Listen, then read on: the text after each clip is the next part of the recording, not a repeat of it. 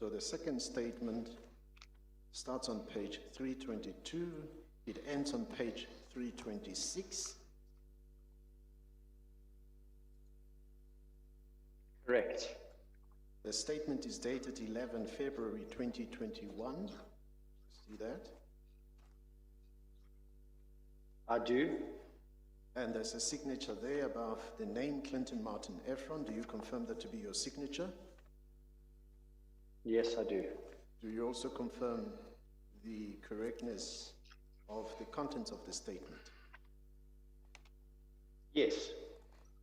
Save as to the error that was made and it was corrected in statement 3.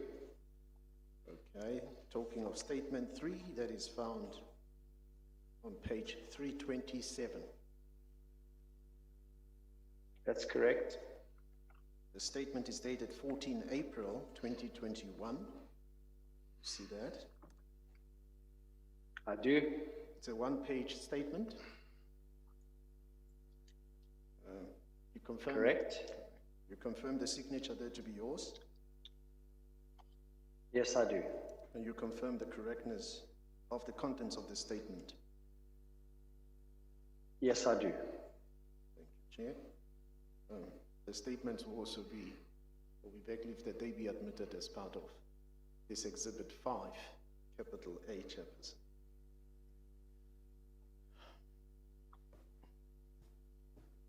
Shall we proceed, Chair? Shall we proceed, Chair? I'm sorry, I had not seen this The two statements. the statement at 327 on. I may have seen it, not read it, so I was just quickly having a look at it. Yes.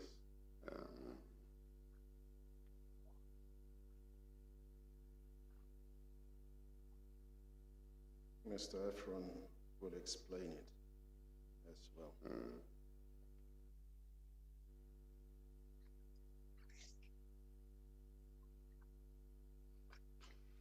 Okay, I've just done so. Yes. Okay, so you have dealt with all 3 of them? Yes, Chair. Thank you. Yes. Okay. Maybe I could just ask this question, and maybe it is a question you are going to start with. Mr. Efron, is there a particular reason why your statements were not under oath? This was raised by both Mr. Brian Molefe and Mr. Koko, who said that they were required to submit statements under oath, and they submitted statements under oath, that is affidavits, but Mr. Efron kept on just sending statements that were not under oath. Was there a particular reason? Mr. Chairperson, no, there was no particular reason. We were just asked to submit a statement. Yes. But I'm happy to now confirm that they are. I'm happy to now confirm that they are under oath. Yeah. Okay. All right. Mr. Selega. Thank you, Chair. Mr. Efron, just by way of a brief background,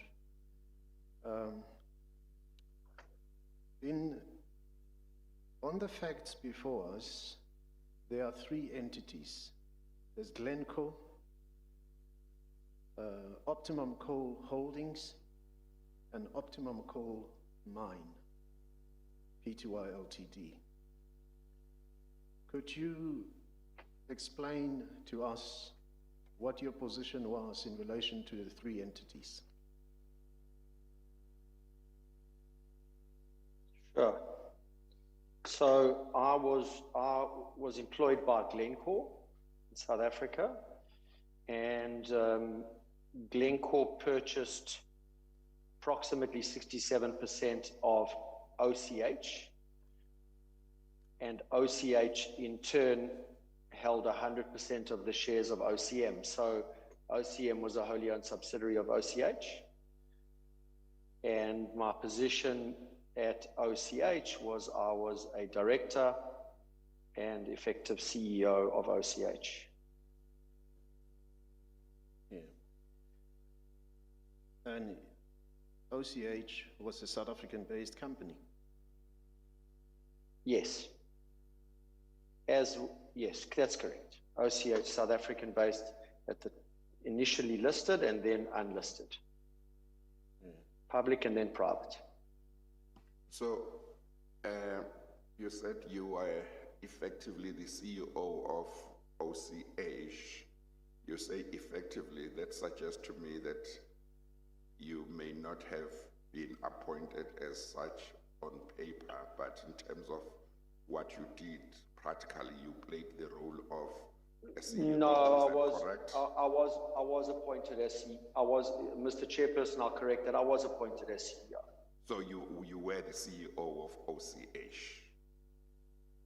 That's correct. Yeah. And at Glencore, because you started by saying you were employed by Glencore, what was your position in Glencore? So in Glencore, I was the head of coal trading and coal operations in South Africa. Okay. And I was also a director on the local Glencore South African subsidiary. Okay.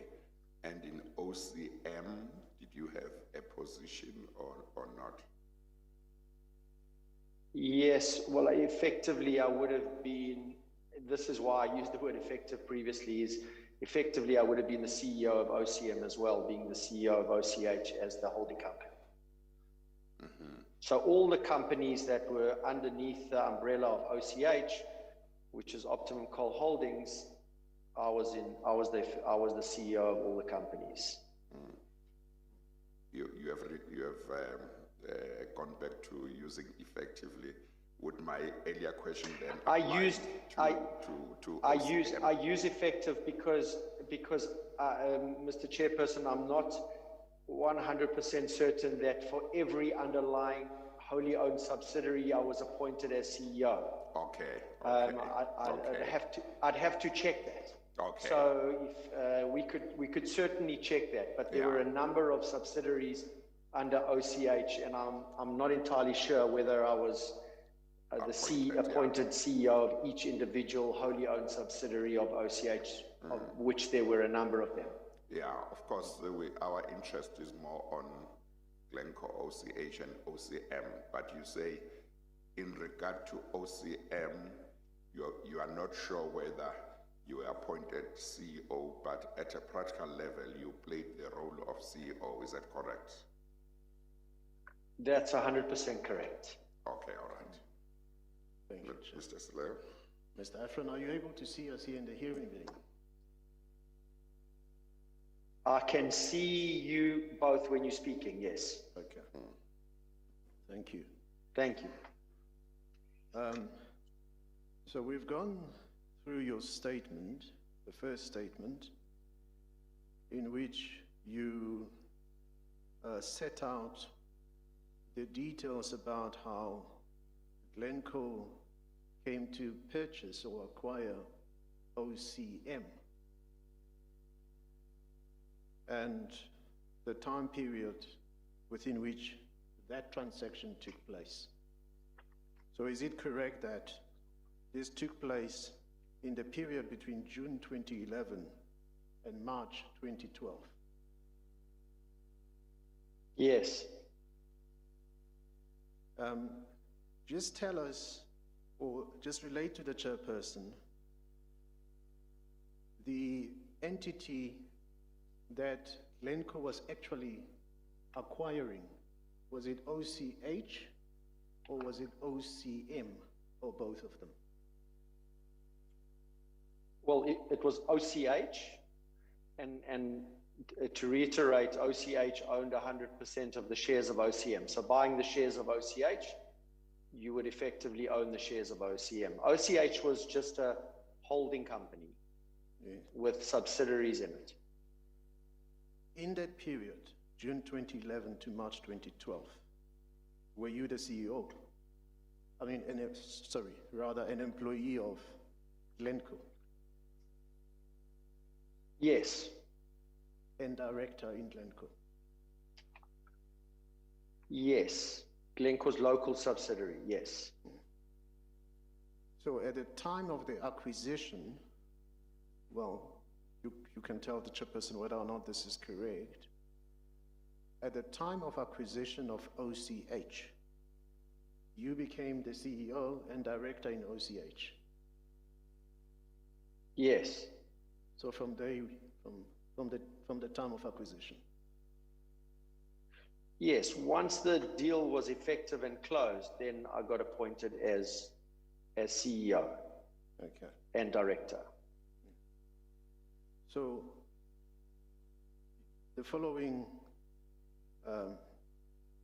aspect or facts will fall within your knowledge as to the reasons why Glencoe did not do a due diligence when it acquired OCH?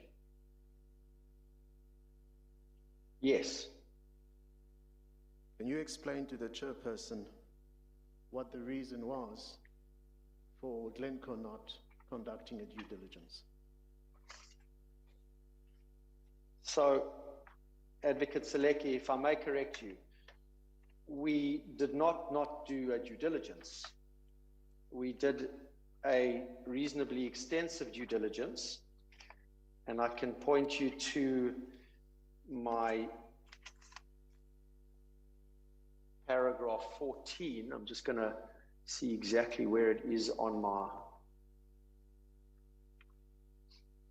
initial statement. I'm just going to it is find the page of page 3. It is paragraph 14 of page 3 in this bundle, where you start talking about a comprehensive due diligence. Correct. Correct. So just to give you some history here, we specifically mentioned that we did not do a comprehensive due diligence, but it's worth noting the following. OCH was a listed company and had listed 1 year prior to the commencement of the Glencore group of companies starting to acquire the shares in OCH, which meant the following. This is very important. In order to list on the Johannesburg Stock Exchange, OCH at the time would have had to put out a pre-listing statement, and they did so.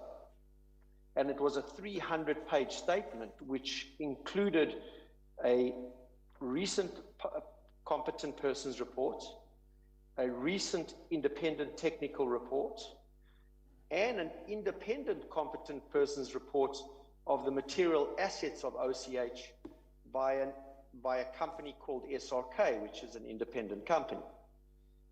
So all this information, together with the information that Glencore had through its knowledge of the industry, would have allowed us to prepare a due diligence and to perform a due diligence which was sufficient under the circumstances and associated with the risk that we were prepared to take.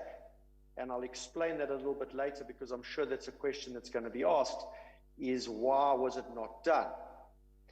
But the reason why, and I'll get there, but for now, one needs to understand that there was a significant amount of information that was available to us in order for us to run models and do a very good assessment of the value of this company. Yeah, were you reading from somewhere? Finishing the... No, I wasn't reading. I wasn't reading from anywhere, but I was not reading from anywhere, but I do recall the facts at the time that we used the word non-comprehensive because we could not go in and kick the tires of every single vehicle or every single borehole in the ground, but we had sufficient information in order to give us a very reasonable understanding of the company and its value there too. Yeah, I see that in that paragraph 14 of your first statement, on page 3. You do say that Glencore was not able to undertake a comprehensive due diligence exercise. In particular, Glencore only had publicly available information regarding the CSA, and it only knew the duration, volume to be supplied, and price per tonnage provided by the CSA. Glencore did not, for example, know how any price adjustment mechanisms in the CSA worked. Now let's see whether you could answer this allegation that Glencore would have failed to do a comprehensive due diligence, as you state in your statement, because Glencore had a connection with the current president, Mr. Ramaphosa, and that Glencore intended to leverage his influence in order to negotiate a price increase with Eskom once the acquisition of OCH had taken place. What would be your comment to that? I think that allegation is preposterous, and I can't understand how and why someone would think such a thing. The reason why we did not do a comprehensive due diligence is the following. And I'd like to point you to my second statement. We're going to have to go to page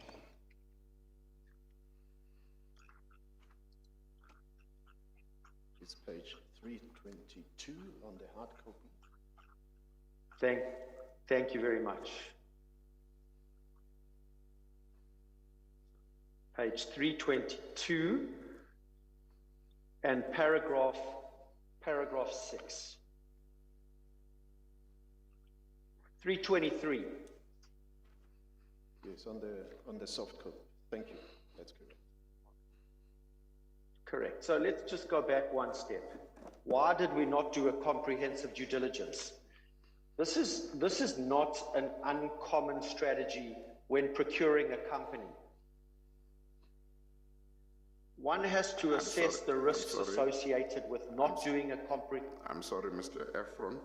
You said 323. Is there a particular paragraph that you want me to look at as you give evidence? Paragraph 6. Okay, all right. Continue. So there are two mechanisms in terms of buying a listed company. There are two ways in which one can do it. One can approach the company directly and attempt to buy the shares from the company once they approach their end of their shareholders, or you can approach the shareholders directly and through a series of private transactions, obviously through the market, you would be able to secure a certain amount of shareholding in the company.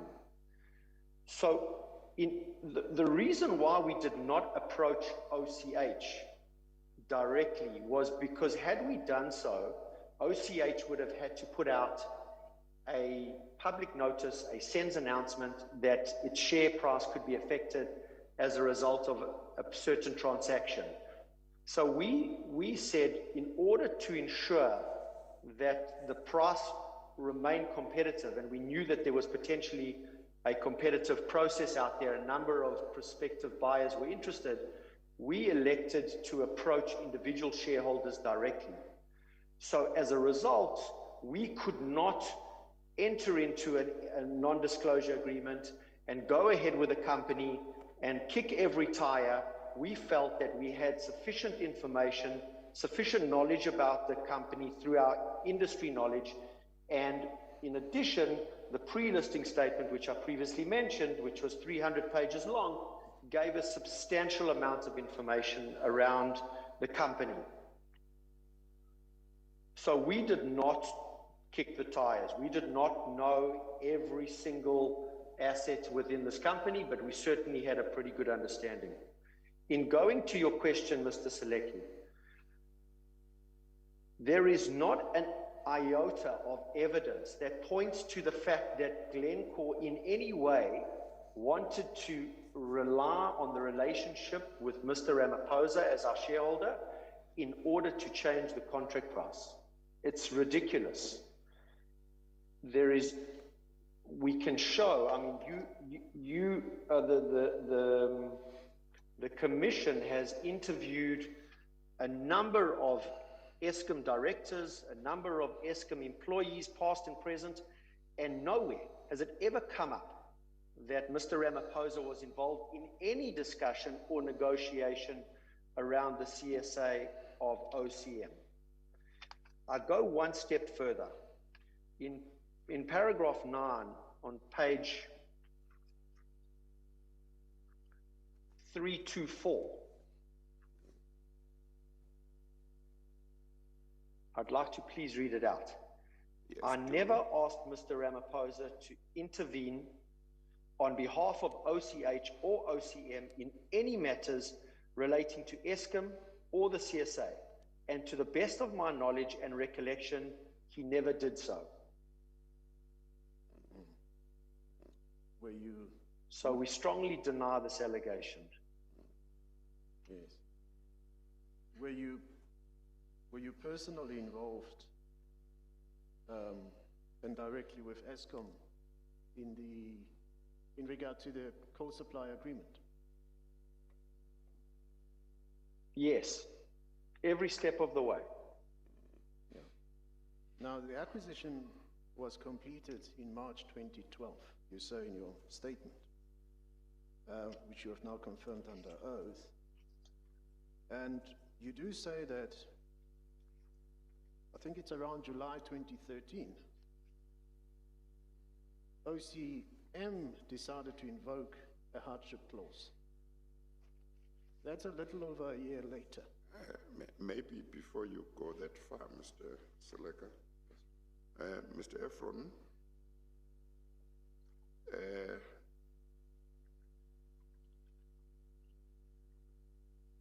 is it in 2011 or early 2012 that OCH acquired OCM? Mr. Chairperson, it was a series of transactions. So there were a number of transactions that we entered into between June 2011 and March 2012. Yes. So the point at which you could say, it could be said that the acquisition of OCM by OCH was complete, would it have been in March 2012, in your view? So just to correct you, Mr. Chairperson, it was not the acquisition of OCM of OCH, it was the acquisition by Glencore, Lexshell, and its other shareholders that finalized the purchases of OCH by March 2012, correct? Yes, but as I understood the position, I thought earlier on you said Glencore acquired OCH. Or is the position that OCH, yes, that's what, OCH already held 100% of shares in OCM before Glencore approached? Yes. Oh, okay, all right. So OCH, yes, Mr. Chairperson. OCH was at all material times in control of OCM, and then Glencore just acquired the shares. Is that right? Of OCH. Of OCH. That's correct. Yeah. Okay, no. But the point in time when it could be said, or rather, let me say, what is the point in time when Glencore had acquired OCH, the shares in OCH? I think you're referring to at what time Glencore and its partners had control of OCH. Yes, that's what I'm talking about. Yeah, had control of that. Yeah. That would have been in and around March 2012. Okay, all right. Do you know what Mr. Ramaphosa's position was in that regard whether in government or in the ruling party? At that point in time, my recollection was that he was not involved in government. Yes. And then in the party, was he already deputy president? He or what? No, he only, my recollection, and I really do not have the exact dates, but when Mr. Ramaphosa divested his interest in all his mining ventures, this one included, was in paragraph 13 of my first statement. And that is on the 22nd of May, 2014. So it would have come after that. Mr. Ramaphosa would have become deputy president only after that date. That is deputy president of the country. But what about deputy president of the party? That's correct. What about the deputy president of the party? Can you recall when he became that? My recollection is that he was not involved at all in politics prior to his taking up of deputy presidency of the country. But yeah, I'm sure these facts would be able to be easily verified. I think the information in the public domain would be that he was elected deputy president of the party at the Mangaung conference in December 2012. Mangaung conference of the ruling party in 2012. I think that's my recollection, just from the public domain. Yeah, does that sound right with you, or you don't know? I really can't confirm that. Yes. I seem to recall that when Mr. Ramaphosa was going to take up the position of deputy president of the country, he divested himself of all his mining and, in fact, all his business interests in South Africa. So that's what I seem to recall. I don't seem to recall anything else.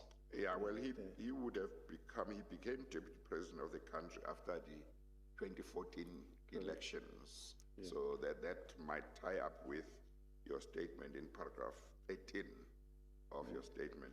Mr. Selega, is my recollection about Mangaung correct? It is correct, the date from the president's own affidavit, his election being elected as a deputy president of the ANC, it's 18 December 2012. Yeah, okay, all right. Now, Mr. Efron, going back to the non-comprehensive due diligence exercise, as I understand it, that you say was undertaken by Glencore, you obviously did see the coal supply agreement that you would be taking over from when you acquired OCH and OCM, is that right? Correct. Yes.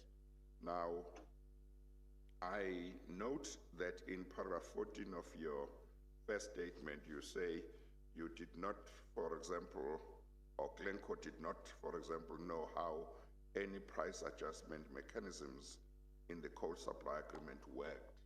Why didn't Glencore find out how those mechanisms worked? I would have thought that would be simple. Yes, because that information was not disclosed in any of the pre-listing statements or publicly available information, and therefore we could not have known that. Now, did you say you didn't approach, that is Glencore didn't approach OCH, OCM directly as a company, but it approached shareholders privately? Is that correct? Correct. That's correct. Yes. And you say that was because if you approached the company directly, that would have triggered some notice that would have to be given, and that would affect the share price. Is that right? That's correct. Yes. So, but you did have sight of the coal supply agreement, is that correct? You just didn't know how the mechanism No, worked. that's incorrect. You did not? No, so we only would have had, we did not have sight of the coal supply agreement. We would only have had sight of details in the competent persons report of the coal supply agreement, such as volume, duration, and price. Yes. Does that mean that that was just one agreement that you didn't have sight of, that you would in effect be taking over? Or is the position that you didn't have sight of any agreements that you would be taking over after acquiring OCM? We wouldn't have had sight of any confidential agreements that OCH would have had. Only the main details of significant contracts and deals that OCH had. Well, it sounds strange to me. I think you said it's normal to do things this way, but it sounds strange to me because... No, or did you not? Am I attributing you? I didn't say it. No, I didn't. I didn't say it was normal. I just said that it happens, and it's quite common that potential acquirers of a company don't go directly to a company. So let me just shed a little bit of light. If you go directly to a company, it takes it to the board. The board then may turn around and say, you know, why would we do a deal with one prospective buyer? Let's open this up to a tender process. Let's look at the entire market. Let's look at potentially the better value. So by going directly to a company, it's a strategy. If you can sign an exclusivity with a company, then maybe it's a good strategy to take. But if you can't, and we didn't feel that we could, then it would have opened up a sort of Pandora's box in terms of potential competition. So we felt that the strategy was more prudent to go directly to shareholders that own the shares in OCH and effect transactions with those shareholders. We've done it before at Glencore. This is not the first time that we've done such a transaction. Yes. Okay. No, I understand that I was attributing to you something that you had not said, that it's usual, but you say, I think the line between what you say and what I was attributing to you is quite fine. You say it does happen, and you say it is common, the approach to the shareholders as opposed to approaching the company. Okay, all right. Now, correct.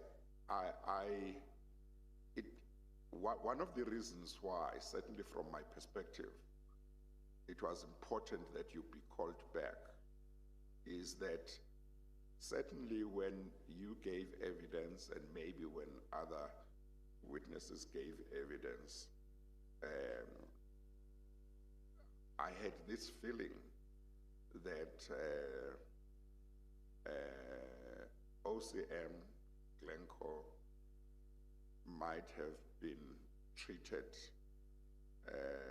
rather harshly or unfairly or maybe too firmly by ESCOM when you invoked the Hardship Clause.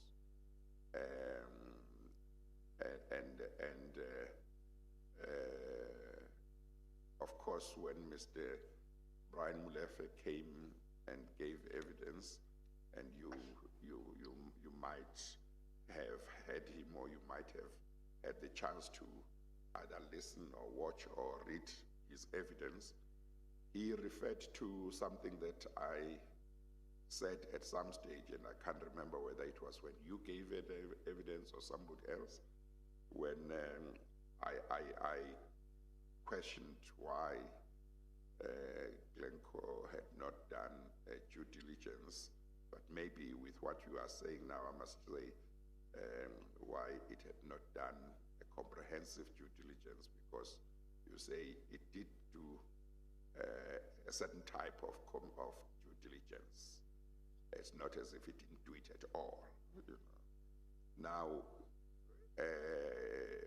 but when Mr. Molefe gave evidence, he in effect said, not in so many words, but he was sending a message that says, Glencore OCM don't deserve any sympathy. To say the least, they put themselves into this position. They didn't do a due diligence, maybe we should say, didn't do a comprehensive due diligence. They took over a coal supply agreement that had this clause about price, and they then complained that this price was bringing them hardship, and they wanted Eskom to increase the price quite drastically.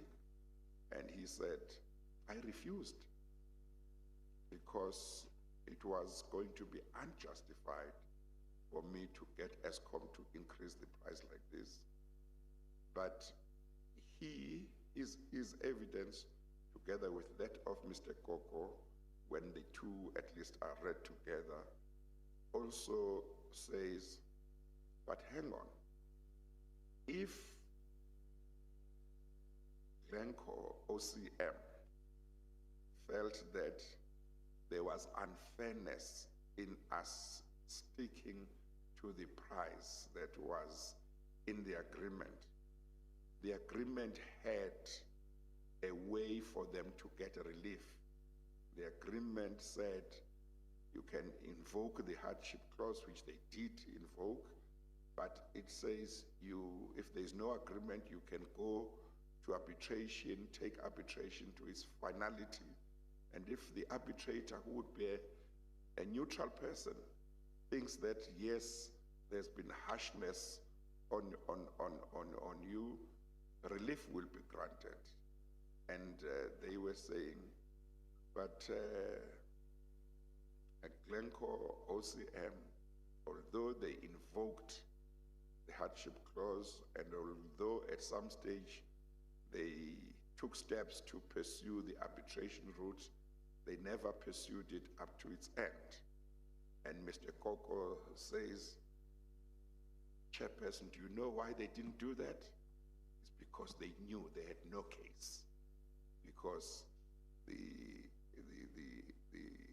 agreement, or I don't know now, I may be referring to the settlement agreement that they referred to, defined what was excluded from the hardship clause.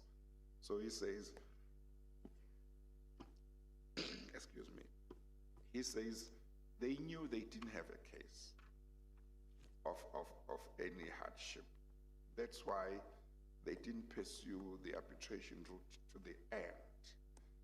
So in other words, saying to me, Chairperson, in effect, whatever sympathy or unfairness you may have felt for Glencore stroke OCM when Mr. Efron gave evidence here, and maybe whoever else gave evidence, was misplaced, because they placed themselves in this situation, and for the situation that they were complaining about, the coal supply agreement had an escape route being to go to arbitration, and then you could get relief.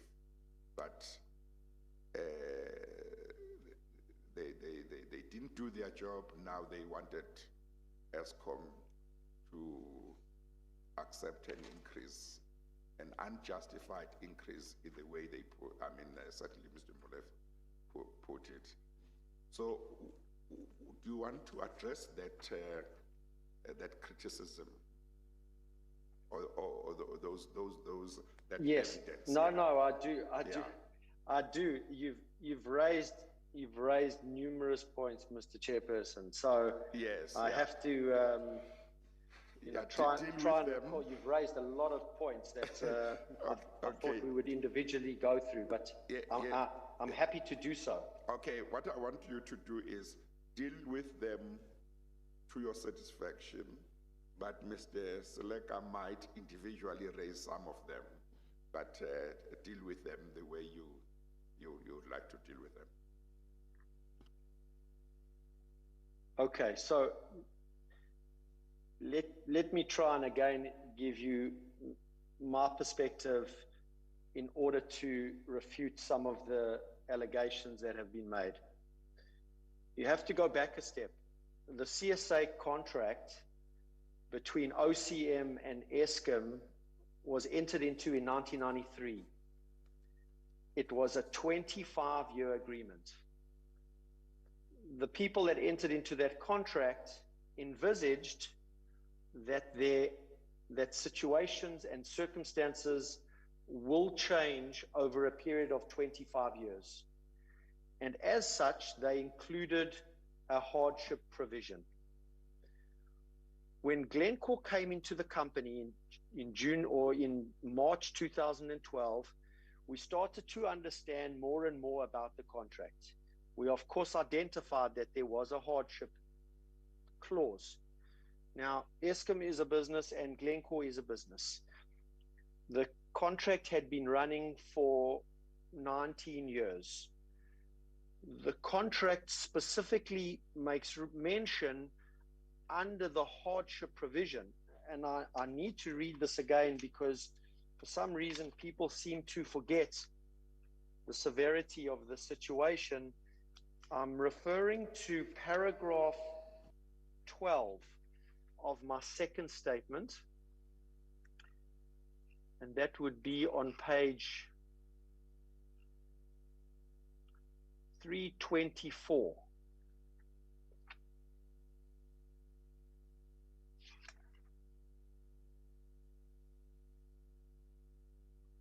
Are you with me, Mr. Chairperson? I'll get there just now. Yes, I'm there. So the CSA between Eskom and OCM included a hardship clause, which specifically provided that. And that is And I paragraph 12. quote from the contract. Now, exactly, it's paragraph 12. In entering into this agreement, the parties declare it to be their intention that this agreement shall operate between them with fairness and without undue hardship to any party. That is the prerequisite of the hardship clause in the CSA between OCM and Eskom. So on the back of that, we instituted hardship, and we knew that it would be a long and tedious, laborious legal process with Eskom. We understood that. It was then, in early 2014, and I'm going to have to refer you, we're jumping to my first statement now, paragraph 20, and I'm going to get you to the page. Page 4. Page Thank 4. you. Page 4, Okay. paragraph 20.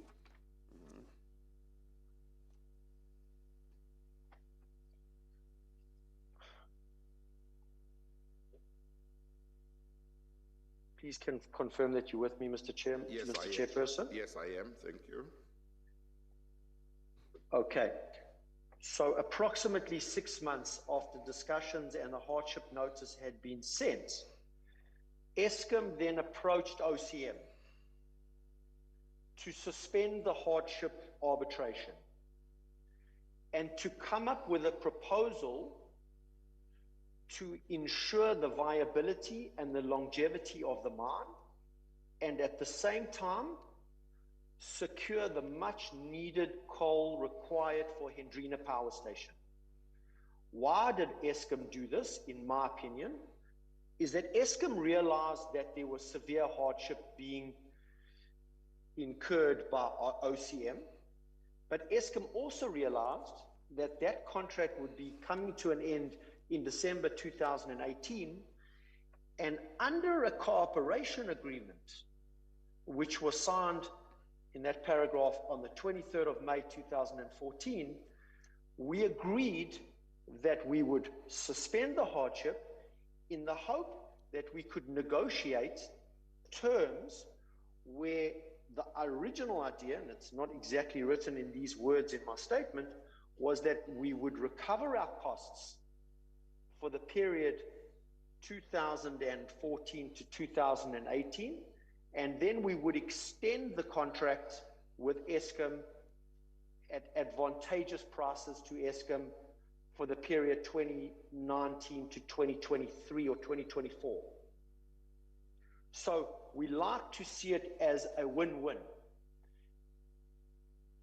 At the same time, there were a number of penalties and a number of other things that we were hoping to incorporate some resolve and settlement on that. So when we looked at this and we said, can this work? Or when Eskom looked at it, they said maybe there would be some upfront pay in terms of paying a higher price in the interim to ensure the viability of the mine. They would in turn receive approximately 25 or 30 million tons to see them through to the end of the life of project of the Hendrina power station. Of course, I'm going to add, with the benefit of hindsight, it would have been an incredible deal for Eskom today. That's another issue. I'm going to jump forward. When the new management came into Eskom and looked at the cooperation agreement, it was their decision. They decided, in their view, that they could not pay a higher amount in the short term, and they wanted to end this cooperation agreement. They did not want to continue. They felt that they would take their chances in 2018, and it was their view that they did not have to continue. We felt it was unfair. We felt it was unreasonable. We explained it to them in the best possible terms that we could. We had meetings, we sent letters, we opened up the books of Optimum to show them the hardship. We showed them what was happening in the mine. Needless to say, we received a letter from Eskom, paragraph 36 of my first statement.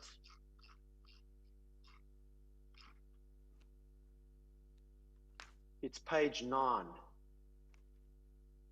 I've got it.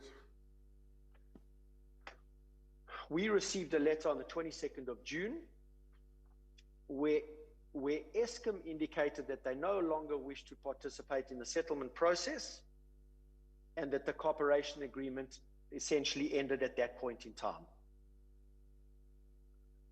And we go on to say in paragraph 37, while Glencore and OCM understood that Mr. Molefe was entitled to his position and how that position might benefit Eskom in the very short term, that Eskom would continue to receive coal at low prices, we felt that Mr. Molefe's position did not necessarily appreciate the risk that Eskom faced after 2012, where they would have no security of coal supply for the mine, which was located very close to the Hendrina power station, and therefore would be in a very weak negotiating position. That being said, that was Eskom's response. And that was sent on the 22nd of June 2015. I now refer you to paragraph 39. The very next day, Glencore re-invoked and reinstituted the hardship arbitration. The very next day. At no stage was Glencore going to give up on the hardship. At no stage. So the allegations that Glencore wasn't going to go down the hardship road, there is absolutely no doubt in anyone's mind, including the members, including the directorship of Eskom, that Optimum was suffering severe hardship. Eskom made a decision. Eskom decided that this was not the road to go down. They didn't want to do a longer term deal for Optimum. They only wanted to worry about the short term. At the same time, there was a hardship provision. Had we gone down the road of arbitration, it could have gone either way. Of course, as arbitrations can always go either way, but we felt that we had a more than reasonable chance of succeeding in arbitration. And that's the crux of the story. Mr. Seleki, I'm sure I've touched on a lot of points that you want to to jump in on. Mr. Efron, Mr. Selega is looking at me because I asked the question. He's looking at me. I can follow up. Well, it seems to me that you've become the evidence leader, Mr. Chairperson. well, you might not be, you probably mean that well, but there may be others who would not mean it well. I do, of course. So the first time you invoked the hardship clause, was it 2013 or was it when was it? Correct. It was 13th of July 2013. Yes. And the cooperation agreement was signed when? It was signed in... Not necessarily the exact date, just... 23rd of... I've got the exact date, 23rd of May 2014. Oh, okay, all right. So it might be fair to say there may have been around a year, close to a year or thereabout, when the cooperation agreement was signed, if you calculate from when you had invoked the hardship clause for the first time. Is that right? It might be less than a year, yes, but close to that, yeah. Okay, all right. Now you may... Yes, and the arbitration proceedings were going ahead during that time. And I need to reiterate that Eskom approached OCM in early 2014. We only signed the cooperation agreement on the 23rd of May 2014, but early 2014, as per my paragraph 20, that's when Eskom approached OCM to suspend the hardship. Okay, so are you saying that after the invocation of the hardship clause by OCM in 2013, the process that would have led to arbitration continued while discussions or negotiations were going on between OCM and Eskom? But before the arbitration could happen, the two parties concluded the cooperation agreement. Is that what you say? Yes, after Eskom approached OCM, that's exactly what happened. Yes, and then the cooperation agreement suspended the hardship clause, and then that went up to, is it 2015 when the cooperation agreement was cancelled? Yes, 22nd of June 2015. Yes, and thereafter, I think you said the following day, you, OCM re-invoked the hardship clause, is it right? That's correct. Yes.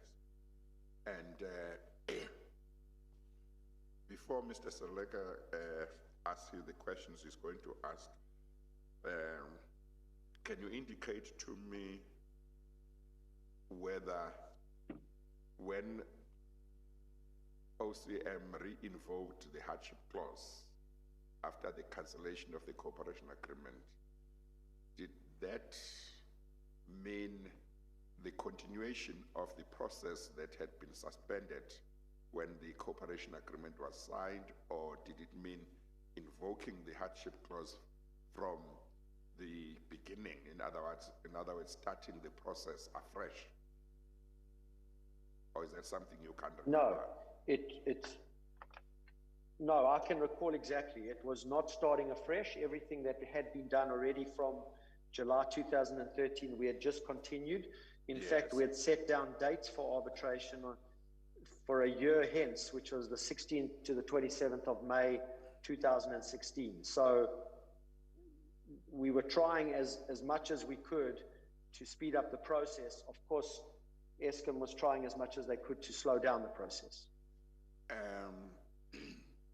What then led to, why did the process not reach actual arbitration?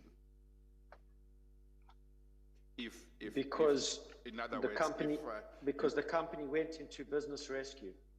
Yes. And that, of course. The company went into business rescue later that year. Yes, that later in 2015. Correct. Yes. The company going to business rescue was, as I recall, OCM/Glencore's decision. Is that correct? Correct. Well, it was all the shareholders. It was all the shareholders of OCH would have made that decision. Yes, but not just Glencore.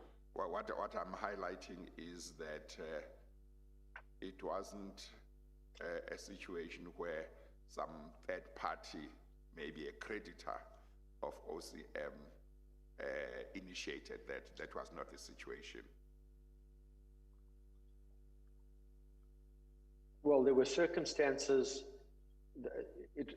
The board decision, the board of OCH and OCM would have made the decision, but it would have come as a result of circumstances within the company. So it wasn't from an outside party.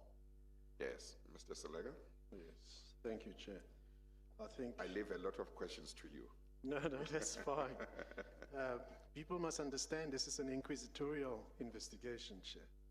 So when you ask questions, you are not necessarily taking over from the evidence leaders. You're working with them. Mr.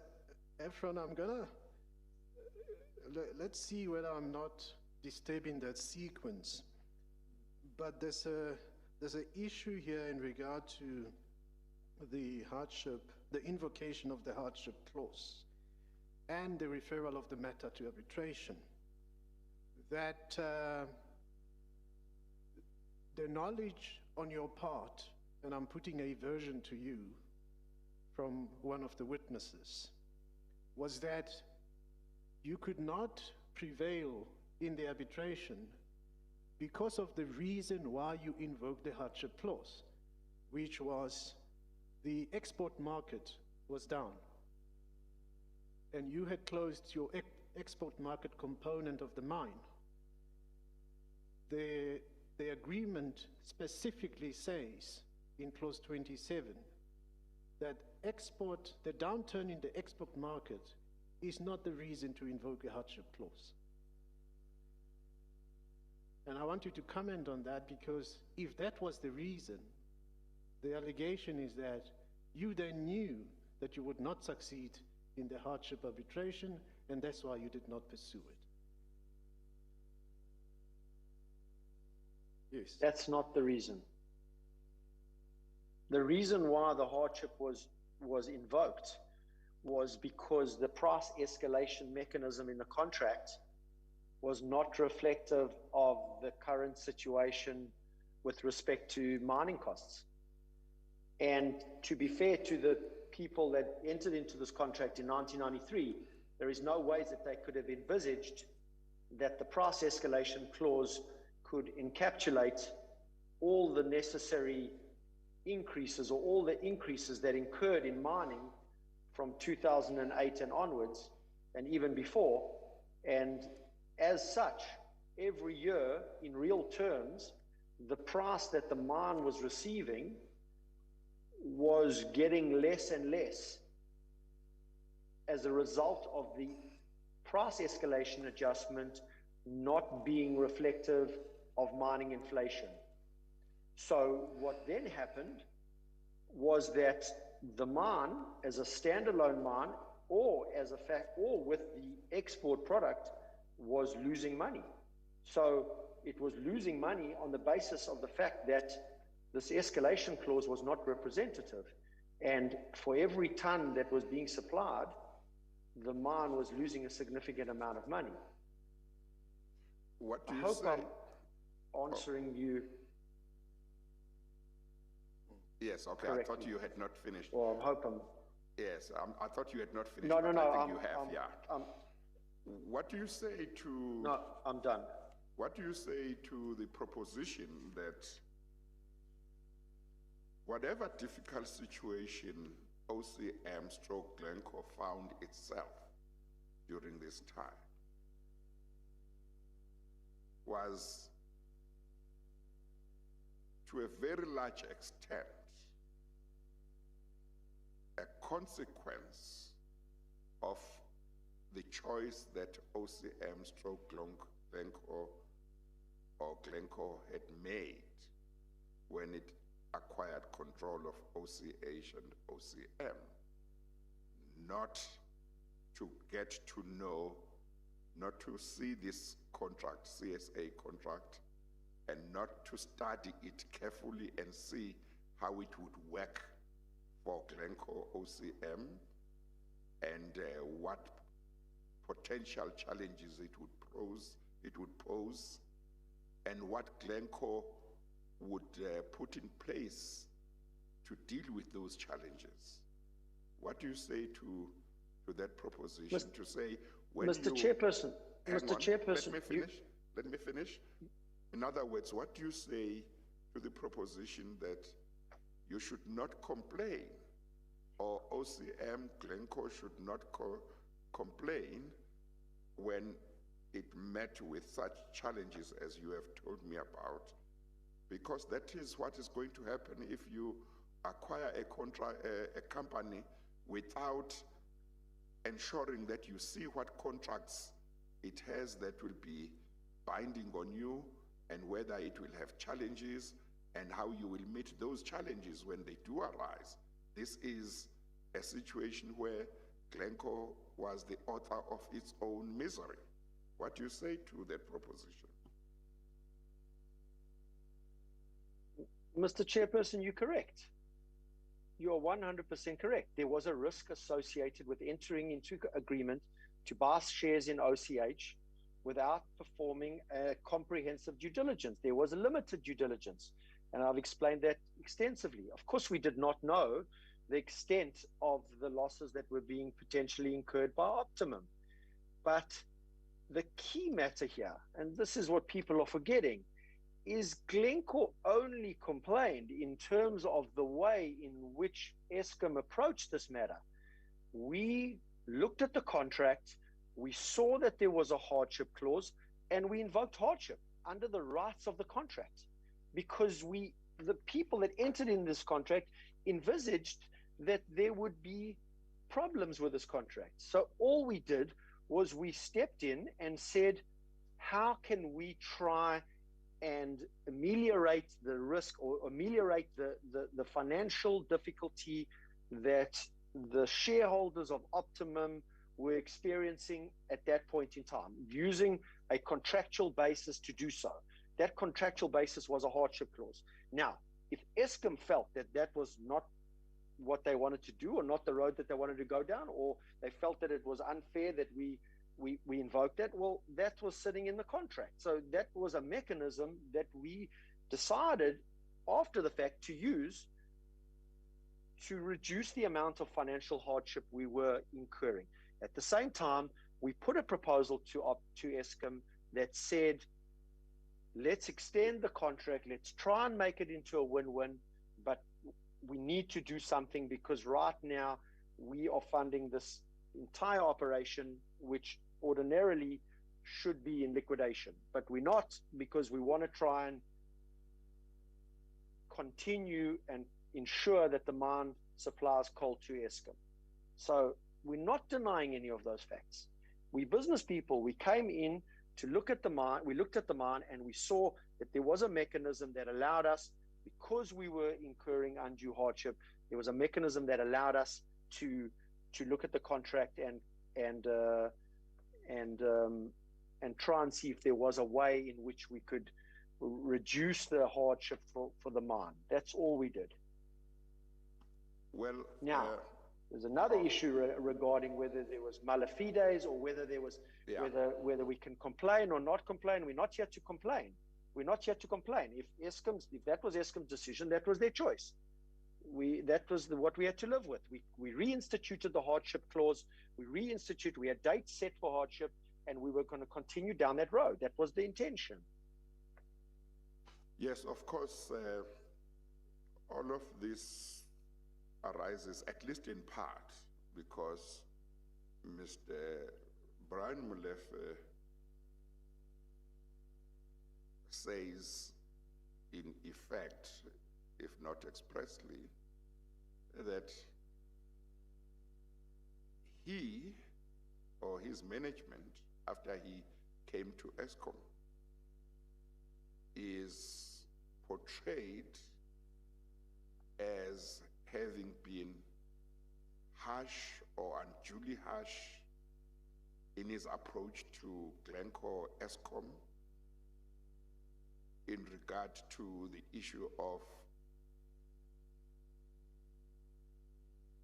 increasing the price as requested or proposed by Glencore. It is said that prior to his arrival at Eskom in April 2015, the management of Eskom had discussions with Glencore stroke OCM that reached a cooperation agreement in terms of which, and which I think you said when you gave evidence previously, in terms of which all the structures within, management structures within Eskom who had anything to do with the cooperation agreement and with the, I think, price you were proposing, they seemed to be amenable or they were agreeable until Mr. Molefe came, and when he came, all of that changed. So he is saying, I'm not denying that I took a firm stand against increasing the coal price, and I will not apologize for that position that I took. He says, I took that position in the interest of Eskom. There was no way Eskom could afford that increase, and he says, actually, that proposal was unjustified, and it's unfair that decisions that I made or decisions that my team made should be viewed as decisions that were aimed at unduly being harsh on Glencore stroke OCM because maybe we were wanting to assist another party. We wanted to put OCM or Glencore in a difficult position to facilitate some other transaction. He says that's not the case. He says, I looked at all of this, I looked at the agreement, and I looked at Eskom's financial situation, and I did what I believed was right in terms of protecting the interests of Eskom. You might wish to say something. I'm just saying that's the context in which some of these issues arise. You might wish to say something about this. Yes, sure. So, Mr. Chairman, I mean, that's Mr. Molefe's view, and he's entitled to have that. But I think you've heard a substantial amount of testimony from other board members and other people within Eskom that the approach that he was taking was unreasonable. But there's no reason for me to say to try and get to understand whether Mr. Molefe feels he was right or wrong. That was his opinion. I think in hindsight, we can see exactly what's happened to the mine. The truth of the matter is that Mr. Molefe had come in, and within a few days, he had already decided that he wasn't going to go ahead with this agreement in any form. The cooperation agreement had even been extended to a fourth addendum of the agreement. In fact, most of the terms had already been agreed in terms of the extension of the CSA until 2023. And that's in my first statement, paragraph 27. So if at the end of the day, I can't make any deduction of what Mr. Molefe felt or what the internal bureaucracy of Eskom felt. But we said, fine, if that was your position, then that's what we would have to live with. Okay, Mr. Selega. Thank you, Chair.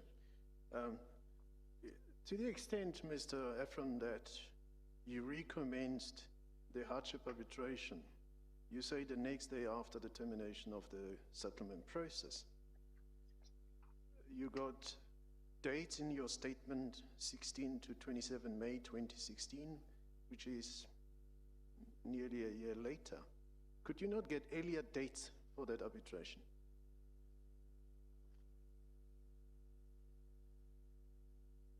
Mr. Chairperson, you couldn't even get a meeting with Eskom, never mind a date. I mean, we were lucky to take whatever we could get. Remember that between the 23rd of June and 23rd of June 2015 and May 2016, there would have to be discovery, there would have to be a whole lot of witness statements. So, I mean, we got those dates and we locked them in. There wasn't a question of getting an arbitration hearing sooner than the 16th and the 27th. I can assure you we did everything in our power to try and get that date sooner. And Eskom were doing everything in their power to get the date later. You earlier responded to the chairperson's question, why didn't you pursue the arbitration to its ultimate end? Your response was that OCM went into business rescue. Correct. Now, what do you say to both Mr. Molefe and Mr. Koko, who say, well, business rescue was simply used as a mechanism for you to, OCM, for OCM not to comply with the agreement, which OCM knew it could not terminate. So neither party could cancel the CSA, and for OCM to avoid complying with the CSA, it then decided to go into business rescue. So it's a stratagem, in other words, business rescue proceedings. So I'm not sure what agreements either Mr. Molefe or Mr. Koko read, but I don't know many agreements that allow you to exit. So I don't know the accusation that we realized that we could not exit the agreement. We then went into business rescue. Business rescue was instituted by the board of OCM and OCH as a result of circumstances that led up to the business rescue being declared on the 31st of July. But if you allow me, after the hardship provision had been invoked and after we had received a letter from Eskom that indicated that there would be no cooperation agreement and that there would be no fourth addendum to the CSA, we then received a letter on the 16th of July, just a month later, 16th of July 2015, and I'd like to point you to paragraph 42 of my initial statement. Page 10. Sorry, page 10, sorry. I've got it. OCM received a letter from Cliff Decker Hofmeyer, representing Eskom, demanding payment of alleged penalties in an aggregate amount of 2 billion rand. And that was for previous sizing and quality issues. These were the sizing and quality issues that we were continually discussing with Eskom over the past 3 years in order to come up with some sort of amenable solution. The key thing was not the penalty. The penalty we knew was not based on anything reasonable. And I think that there's been some evidence that within Eskom, that many people within Eskom felt that the penalty of 2 billion and the request for an immediate payment, otherwise summons will be issued, was completely unreasonable within Eskom. So that we've gleaned from other evidence and other testimony that's given to the commission. But that wasn't the issue. The issue that put us into business rescue was the fact that continual penalties would be applied against the contract, against any deliveries, which was approximately 300 to 350,000 tons a month, that was being supplied by OCM at the time, that Eskom would no longer be paying for that coal. Now, we'd gone down a long road of explaining, and we had experts and predictions and reserve indications and all details regarding the qualities of the coal and the qualities of the sizing. That being said, it was virtually impossible for OCM to supply exactly as per the contract. It was still a very, very high quality coal. But by the imposition of the penalties and the mechanism in the contract allowed for set-off, which meant that if we were supposed to get 150 Rand a ton, Eskom would pay us nothing for the coal, essentially 1 Rand a ton. I'd like to point you to paragraph 47, which is on page 12.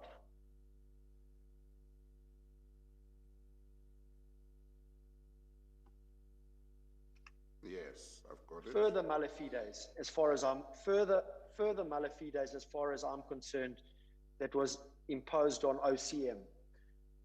Eskom withheld payment for no reason of approximately 92 million Rand, which was for coal that had been delivered for the previous 2 months. Are you reading from? We've got 47? This letter. Sorry, Mr. Efron. I'm reading from. So in paragraph 47. Yeah. I can read it for you, but basically what it says is that for the month of July and the month of August 2015, Eskom did not pay for the coal. Coal delivered. Hang on, you were referring to 90, I think, was it 92 million or something? And I was trying to look at 47. Yes, so 58. I could not see it. So 58 million for July. Yeah. And 34 million for August. Okay, all right. Continue. So we knew what was happening within Eskom. Eskom was just trying to put the maximum amount of pressure on Optimum. They sent a letter for the penalties of 2.1 billion Rand, which we knew was frivolous. They then purported to not pay Optimum for the coal that was being supplied. Nothing. Never mind the hardship, but they would no longer pay for the coal. They withheld the money. So the directors of Optimum at that point in time, in order not to trade recklessly and speaking to shareholders, were left with no choice but to place the business into business rescue in the hope that the business rescue practitioners could come in and maybe they could salvage something from the disastrous situation that we were faced. That is why we did not continue with the hardship claim, Mr. Chairperson. I'm sorry. If you sum that up, would it be that because of the introduction of the element of the 2 billion Rand penalty claim, you felt that changed the situation, and OCM/Glencore would not be able to deal with that, except through business rescue? Correct. We were up against the ropes. They knew we had hardship. They had done full financial due diligence on the company. They knew exactly what was happening. They knew that the hardship arbitration was going to continue. They still elected to hit the company with 2.1 billion of penalties, which they knew the company could not afford. And in addition to that, the way which we understood it was that Eskom would not then be paying for any of the coal that was being supplied. So we were left with very little choice, Mr. Chairperson. Very little choice. As directors, we were really up against the wall. And we still held out hope. We still came in and gave post-commencement funding or post-business rescue funding in the hope that something could be salvaged via the business rescue practitioners. I take it that OCM stroke Glencore, when this demand for the payment of 2 million rand was made, 2 billion rand was made, OCM would have looked at the merits or demerits of that claim and taken legal advice where necessary as well, and would have formed a view about the merits or demerits of such a claim. And I would imagine that if they took the view that there was no merit in a claim for 2 billion rand, maybe it was 1 billion rand, substantially less, or not valid at all, that they wouldn't feel pressure to do anything. They would say, well, take us to arbitration for that penalty, for that claim, or take us to court. We will defend that. We are not shaken by that claim. Am I right in thinking along those lines? So there is that. It's a little bit more complicated because there are two aspects here. The first aspect is we'd been in discussions with Eskom to attempt to try and reduce minimally some of the penalty provisions in the contract, because as the mine grew over the previous 20 years, the coal was further and further away from the plants, and there was further and further degradation of the material, and it was virtually impossible for Optimum to meet the exact quality specifications. I say this not with a pinch of salt, but the qualities were very, very close to what needed to be supplied under the contract. But because of the very harsh penalties that were included in the contract and were already under negotiation between OCM and Optimum, that there was reasonable chance that we would not have to pay such a penalty. But of course, it's another legal obstacle that the mine would have to face. And there would be possibility that some of it would have to be paid. We don't know, but there would be. At the same time, there is a mechanism in the CSA that allows OCM to approach Eskom, to explain to Eskom, and Eskom had brought their experts onto the mine for over the last 3 years and they had agreed. I mean, the Eskom technical people had agreed that what Optimum or OCM was saying with respect to the qualities of the material was correct, and that they could not meet the harsh specification that was included in the 25-year-old contract. So yes, in one instance we could defend it. It would be a long story and it would be defendable, and we felt that maybe there was some to be paid, certainly not 2 billion. The bigger issue, Mr. Chairperson, was that while we're waiting for that to happen, while we're waiting for the hardship to happen, we're mining 350,000 tons a month of coal, already losing 100 million rand a month, but now we're going to lose 200 million rand a month because Eskom's not paying us for the coal. So you could say it's an easy decision, defend it, but when you're faced with such severe hardship within a particular company, there comes a point in time that you reach out to business rescue practitioners in the hope that maybe they can come up with something more suitable than you. Maybe it was a personality clash between OCM and Eskom, and maybe another person would be able to get a better deal. I mean, I'm sure that there are deals in the industry being done as we speak around these kind of transactions. I wouldn't be surprised. Maybe anyway, we should... that was the story. Yeah, thank you, Mr. Efron. Maybe let's take the tea break now, and then we'll continue after the break. Let's resume at 1:45. It's 25. No, not 25 to. It's 27, 28 minutes to 12. Let's resume at quarter to 12. We adjourn.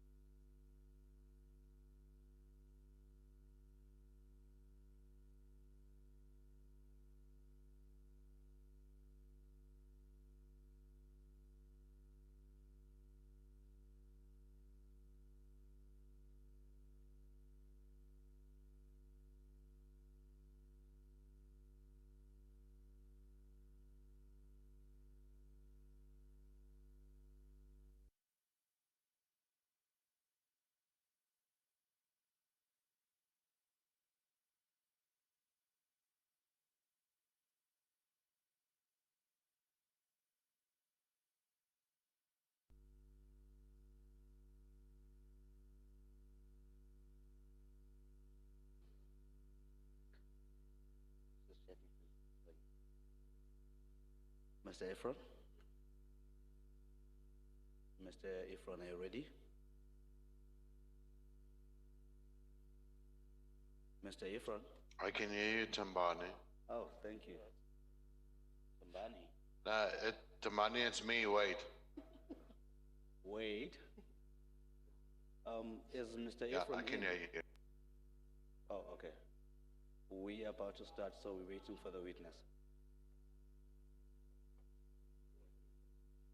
Is he ready? Wait. Not sure, I've asked him to I'm unmute. ready. There we go. I'm ready. Go. There we go. All right, thank you.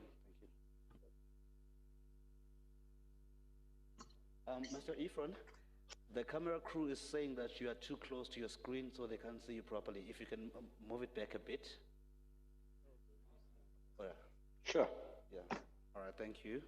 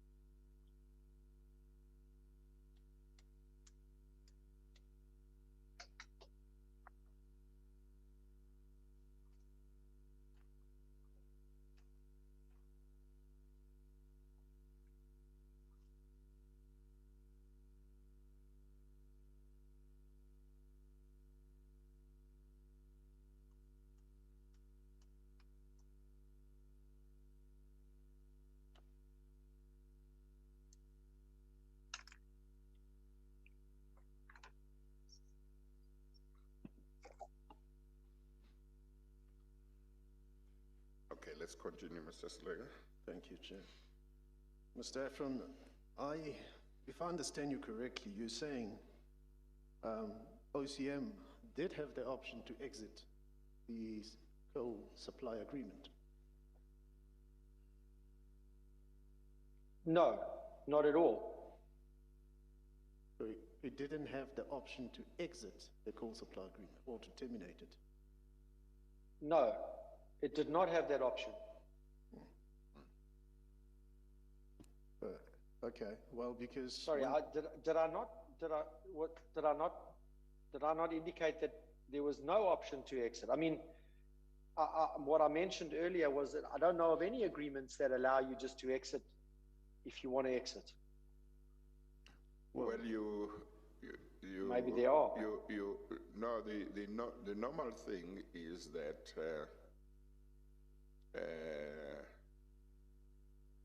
different agreements have different or make different provisions, but it's quite normal for an agreement, speaking in general, I'm not talking about a coal supply agreement necessarily, to make provision, particularly if it's a long-term relationship, to make provision for any of the parties to exit by simply giving a certain amount of notice, a reasonable notice that now they want to get out of this contractual relationship. And in addition, the normal thing, what I'm talking about is a situation where they don't need to blame the other party for anything. They just say, we want to exit for our own reasons. You know, we're not saying you are in breach or anything.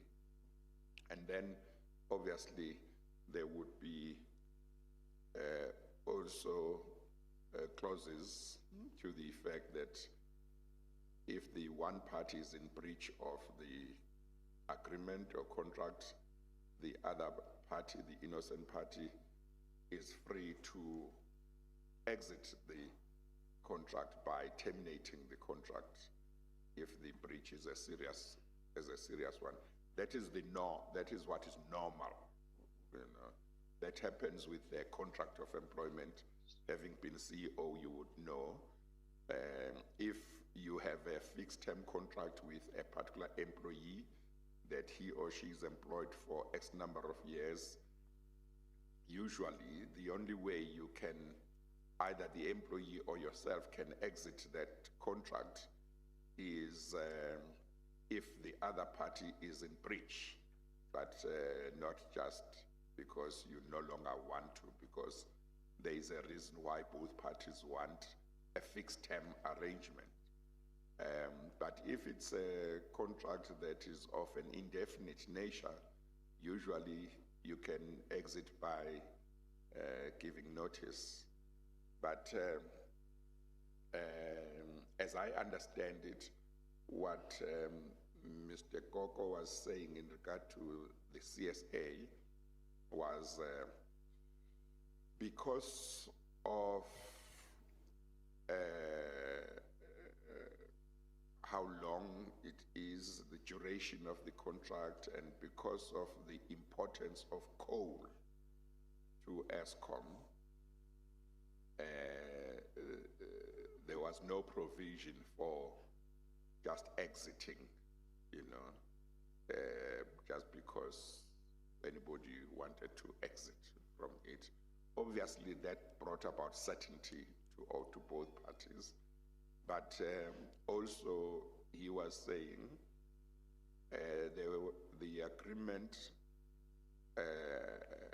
acknowledged that there could be situations where there would be hardship on the part of, I can't remember, or either side or the supplier.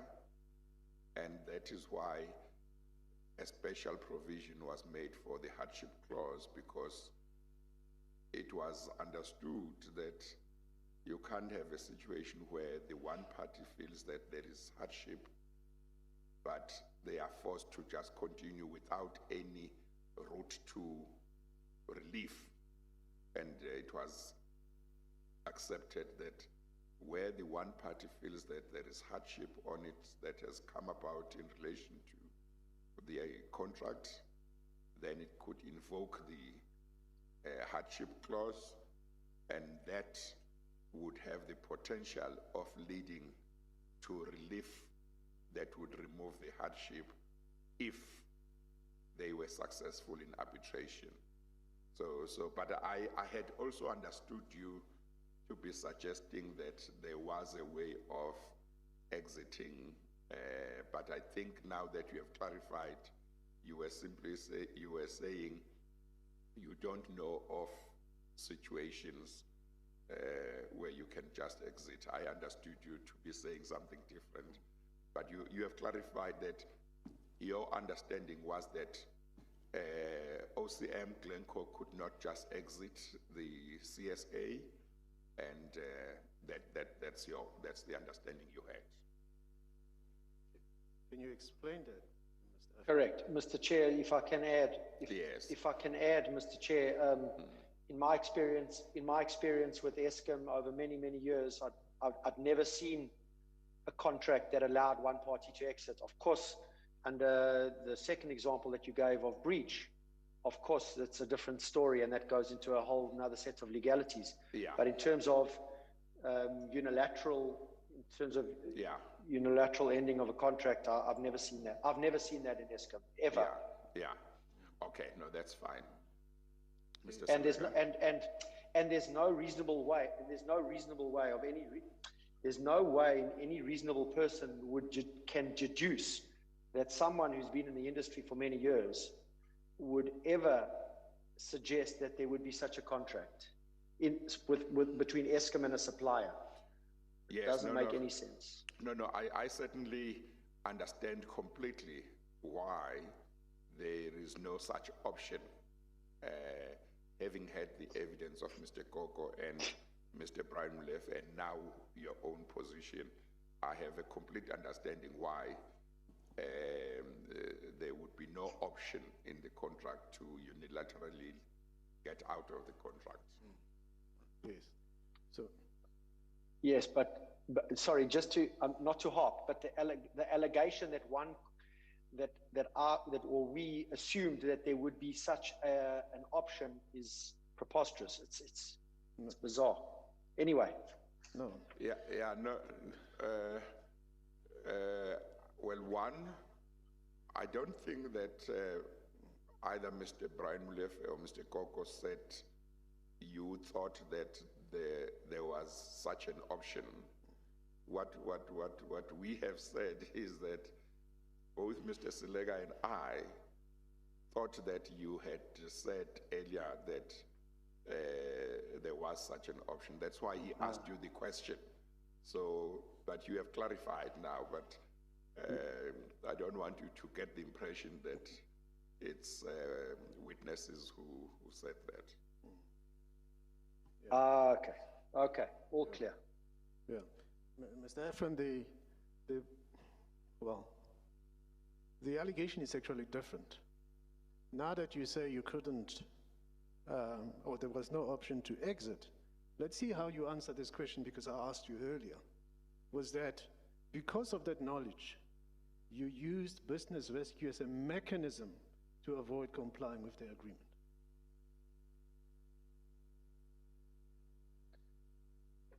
Mr. Seleke, I think I answered that in my answer to the chairperson, in that business rescue was the final straw on the camel's back in terms of the severe hardship that OCM was under at that point in time. It had gone through an extensive process with Eskom, from hardship to cooperation agreement, to addendum, to discussing the penalties, to extending the contract. There was a significant history, and it was the catalyst of the penalties and the going forward of the non-payment of coal deliveries.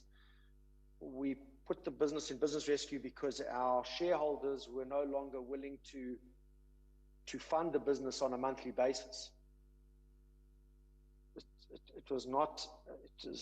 We got to a point of, in some respects, no return. And there was hope that during a business rescue proceedings, and that's why there is such a thing, is that a business rescue must rescue the company. And we gave the business rescue practitioners all the means that they would have required in order to hopefully come up with something.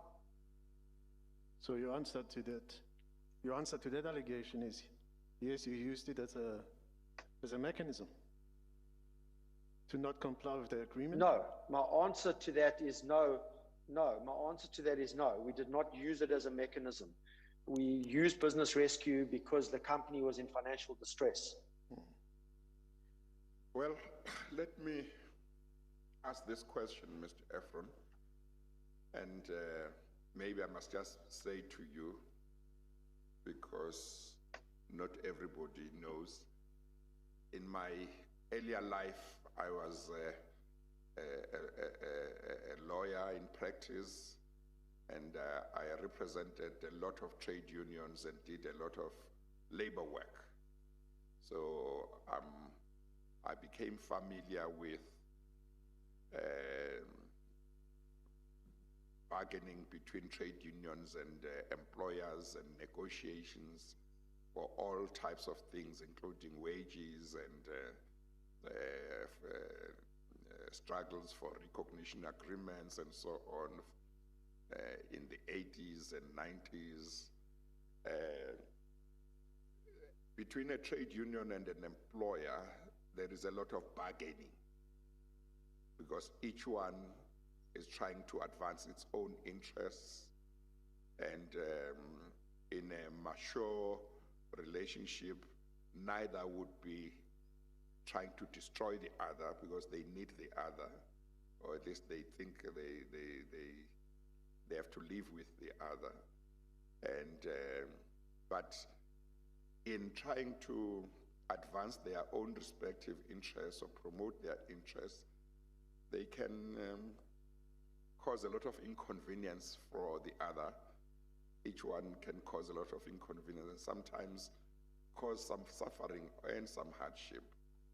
As a result, when a trade union calls its members out on strike and they go for weeks or months without wages, that's some suffering, but the employer can also lock them out.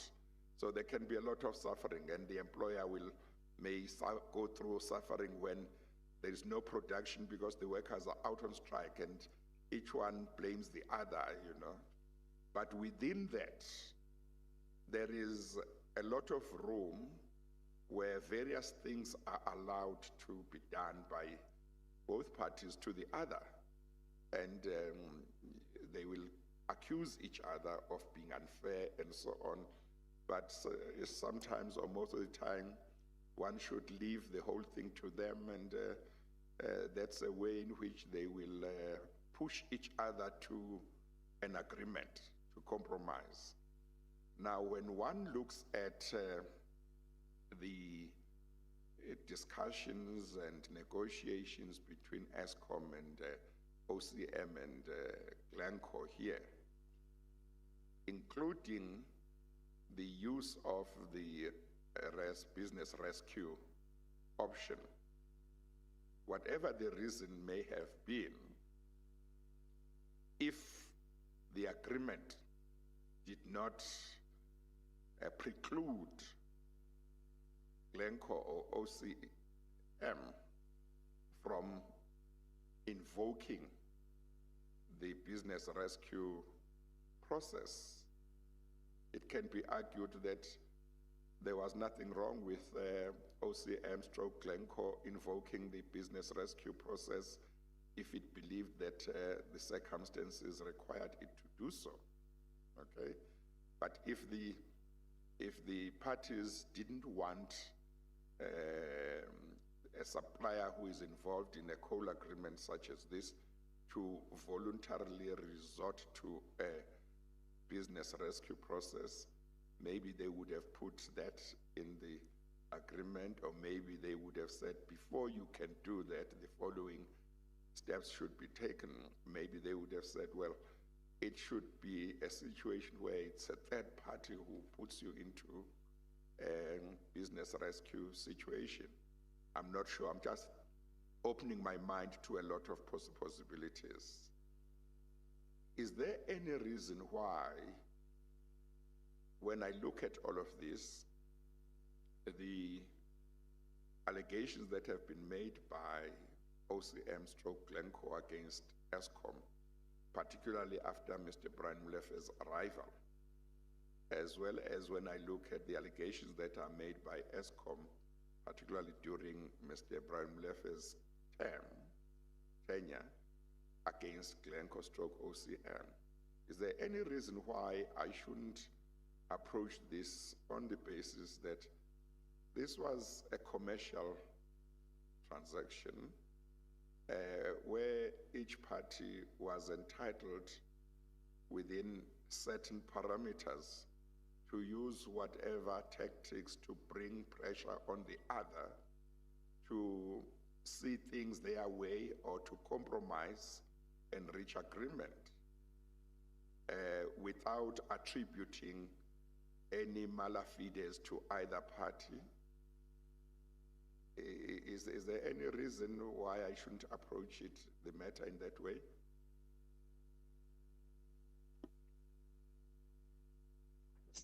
Mr. Chairperson, I can't deduce what you should be thinking or the way in which you should understand this.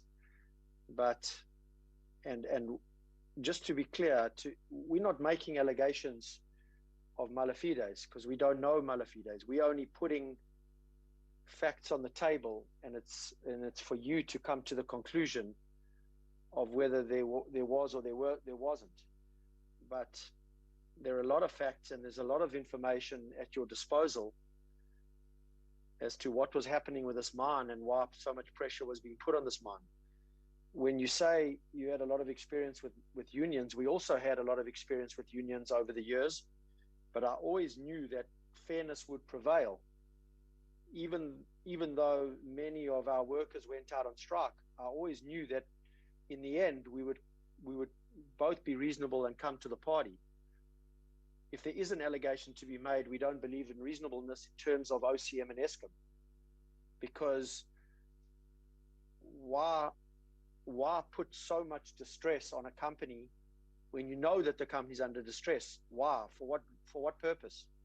There was a solution. There was a reason. There are currently deals being done in the industry at the moment that allows for such solutions. So why couldn't a solution be done in 2015? So I can't You can't guide assist you in much, terms yeah. of how you want to of how you should think this through, but I can only give you our version of the facts and where we stand and what we experienced at the time in the most honest and open way that we can do it. Yes, okay. Mr. Selega?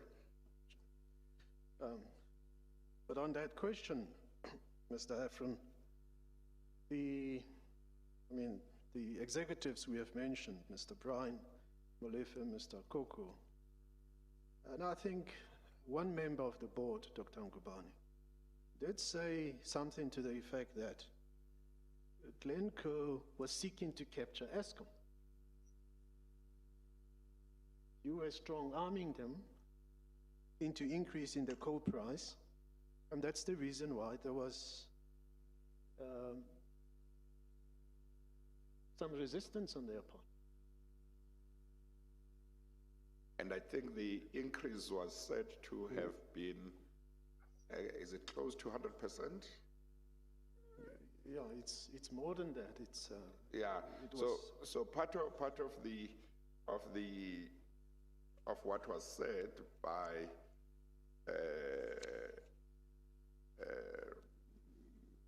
Mr. Brian Molefe, Mr. Koko, and or Mr. Dr. Ngubane is look at the increase that Glencoe wanted us to agree to. Look at the amount. How could we agree to such an amount if we were really acting, if we were really to act and be seen to be acting in the interest of Eskom? You want to deal with that? Sure. Mr. Chairperson, they have their view on the price increase.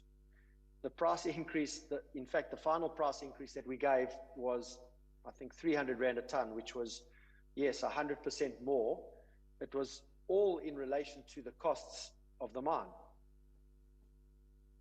The costs were evaluated on an open basis with Eskom's experts to see exactly what was happening. The allegation of state capture is so preposterous that it's very difficult to try and even mention it, because all Glencore did was come in, they saw a contract that was in a mine that was under distress, they saw a long-term contract, they saw a hardship invocation clause, they saw a clause that could relieve some of the pain which was envisaged in the contract in 1993, and all they intended to do was invoke a contractual provision in a contract. If that is state capture, then I certainly don't understand state capture. What? Because in my mind, how does one, who are we capturing in this instance in terms of asking for a price increase? And I want to reiterate this because it seems to be lost all the time. There was a win-win scenario in extending the contract by an additional 30 odd million or 25 odd million tons, which would see out the life of the Hendrina power station. So there was a win-win scenario. It wasn't just a one-sided discussion. Now, these kind of discussions, Mr. Chairman, are happening every day between Eskom and other industry players as we speak. Why is it okay today and was not okay in 2015? Was it state capture in 2015 and not today? So I don't understand the allegation, and I strongly deny it. What do you say to somebody who says to you, listening to all of this evidence, it seems that if OCM or if Glencore had done a proper, maybe I shouldn't say proper, a comprehensive due diligence before taking over OCM, OCH and OCM, and had seen this contract and had done their homework properly, they would have realized that in due course, they would have a problem because of this price and would have stayed away from OCM. But because they didn't do their homework properly, they didn't know before taking over OCH and OCM that there was this contract. You did say that you didn't know, you had not had sight of this contract. You didn't know the terms of this contract. You didn't know that the price adjustment mechanism was one that you would later find not to be, I think you say in your statement, not to be helpful or whatever. It wouldn't help in this situation. That's why you found yourself in this situation, because you didn't do the kind of homework that should have been done. What do you say to that? Firstly, Mr. Chairman, anyone, even if Glencore had not bought this mine, whoever had taken on this, the current management would have declared hardship. The current management would have gone into business rescue. Anything could have happened. So it's difficult to go back in time and say, had we done this, we would have done that.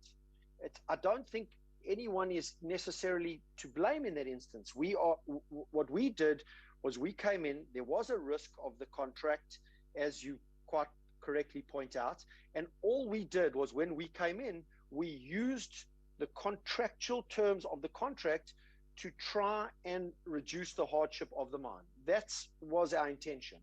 Our intention was not to come in and change the price or close the mine. That doesn't make any sense. Our intention was to come in and continue with the contract. There was no reason why we were not going to continue with the contract. When we saw that there was undue hardship, and when we saw that there was a hardship clause, we invoked the hardship. I don't think that is unreasonable in terms of any counterparty in any contract wanting to do in a 25-year agreement. So you can blame Glencore for not doing a full due diligence, but at the same time, how do you blame Glencore for invoking a provision in a contract that allows a particular party not to endure hardship?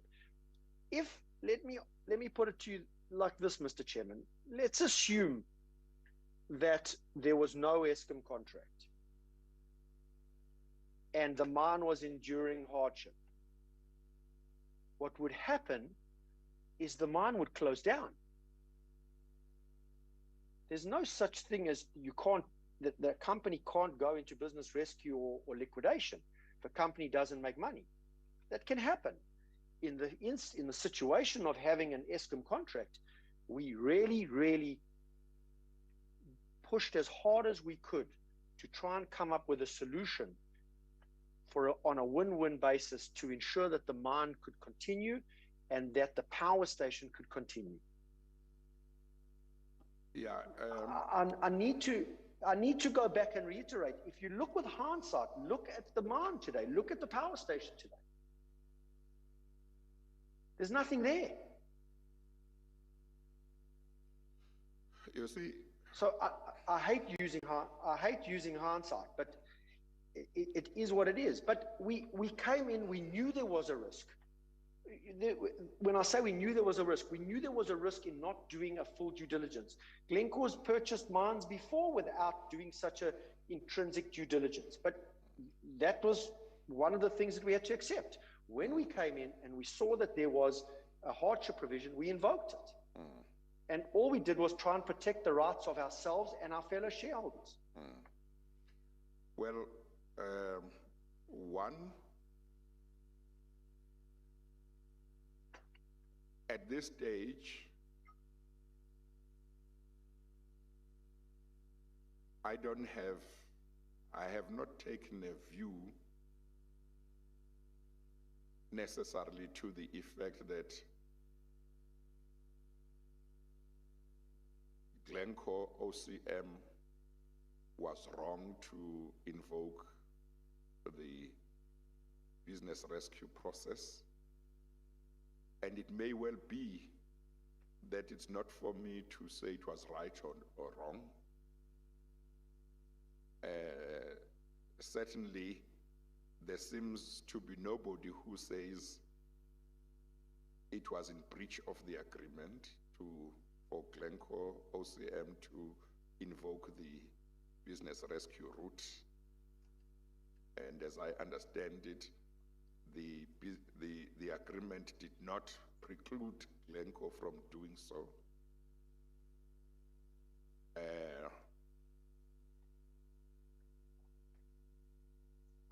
I've mentioned this, and I think you have responded, but I just say it again for the sake of completeness.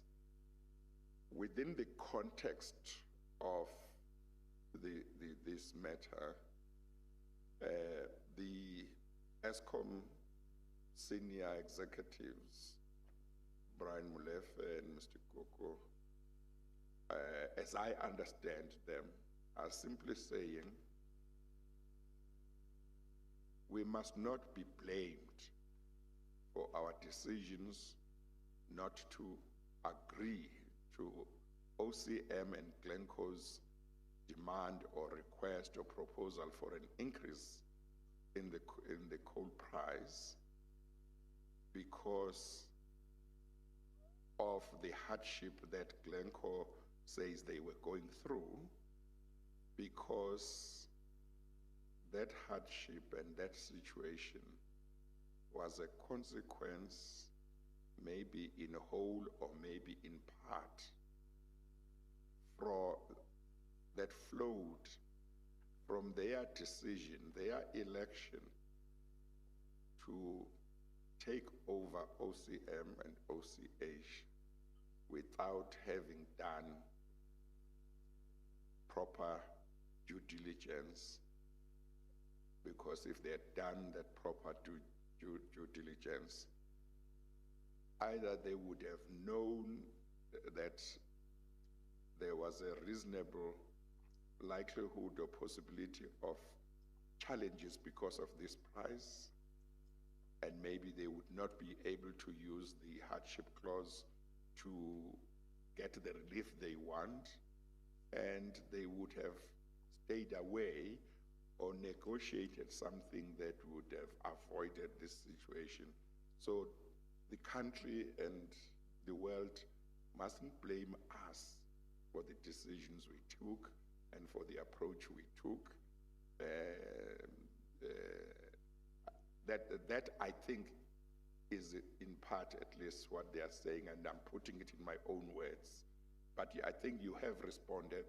But in case you want to add anything, I give you a chance. Yes, I would agree with your analogy. They had their view, for whatever reason, that they did not want to agree to an increase in the price, and they felt that they needed to protect Eskom. I think what needs to happen is you need to look at the sequence of events post business rescue. And you need to look at the full picture. Yes, thank you. In order to make a conclusion. This is chapter 1. Yeah. There is a continuation of the story. Yes. No, but thank you. It's not for me. It's not for me to go through that. You have substantial evidence in front of you.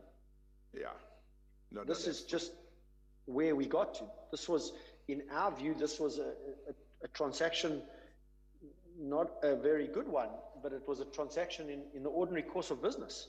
Yes. Thank you. I just wanted to make sure that you have had a chance to deal head on with what I understand them to be saying. Mr. Selega, continue. Thank you. Abs- Thank you.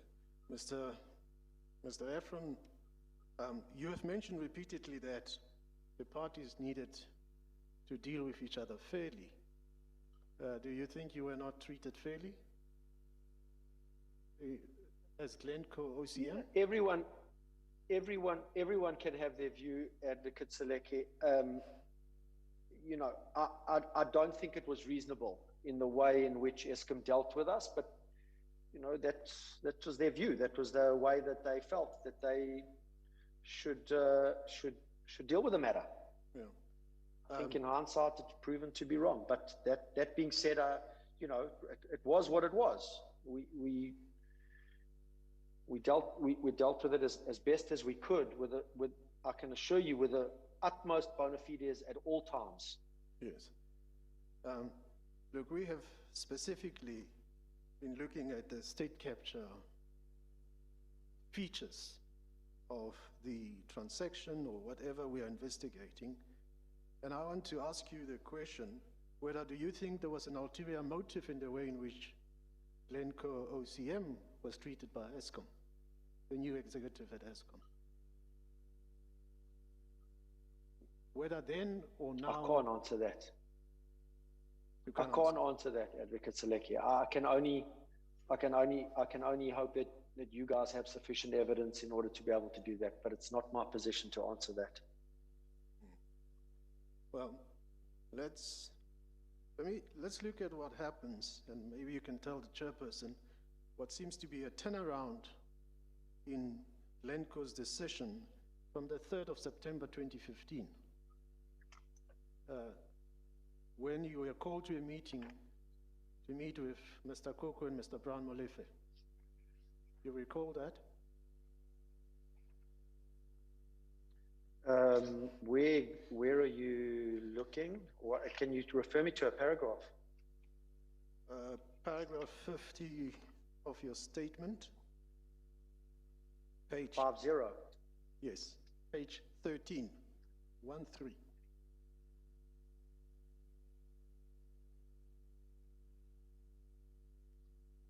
Okay. What's your question? Yeah. Well, I want you to explain to the chairperson what is happening from this date onwards, because there seems to be a turnaround or a turning point in Glencore's decision regarding OCM.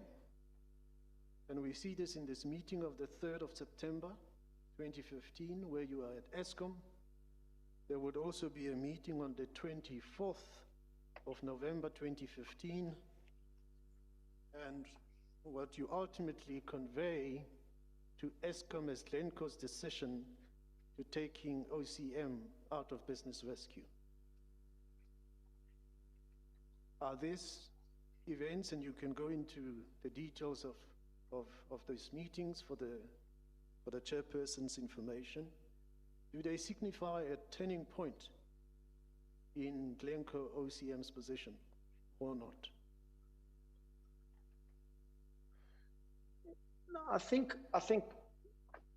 what you've highlighted, Advocate Seleke, is that at all times post the business rescue declaration, Glencore was funding the company to continue to produce coal and to sustain itself. We were hopeful at this point. It was under the leadership and under the curatorship of the business rescue practitioners were in control. So they were dealing with most of these issues. But the hope was that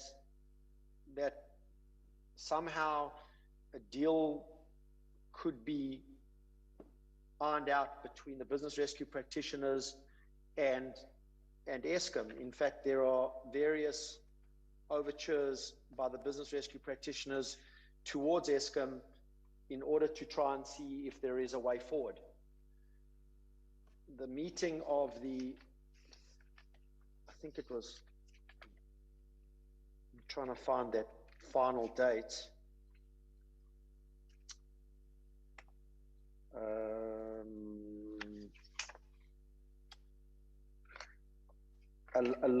There were a lot of circumstances, and there were a lot of facts between the time of the Glencore's decision to take it out of business rescue in, when did you say, was 24th of November? Yes. That's all, no, not 24th of November, sorry. I can't seem to find where you mention. The 3rd of September? Trying to find the yeah, so it's jumping, is it September? Yes, because it was jumping around quite significantly, and there are a lot of facts that in between. So I want to try and respond to the second meeting that you indicated. Can you direct me to a paragraph, please? The 24th is paragraph 72. I think, let's see. No, that was a meeting with the DMR.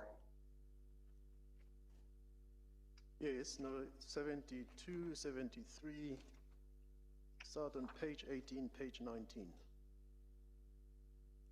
Yes, so that all deals with the Oak Bay offer, and that Oak Bay were undergoing due diligence, and Oak Bay were looking at the mine, and the business rescue practitioners and a representative of Glencore met. I wasn't at that meeting on the 24th of November, but there was a meeting there that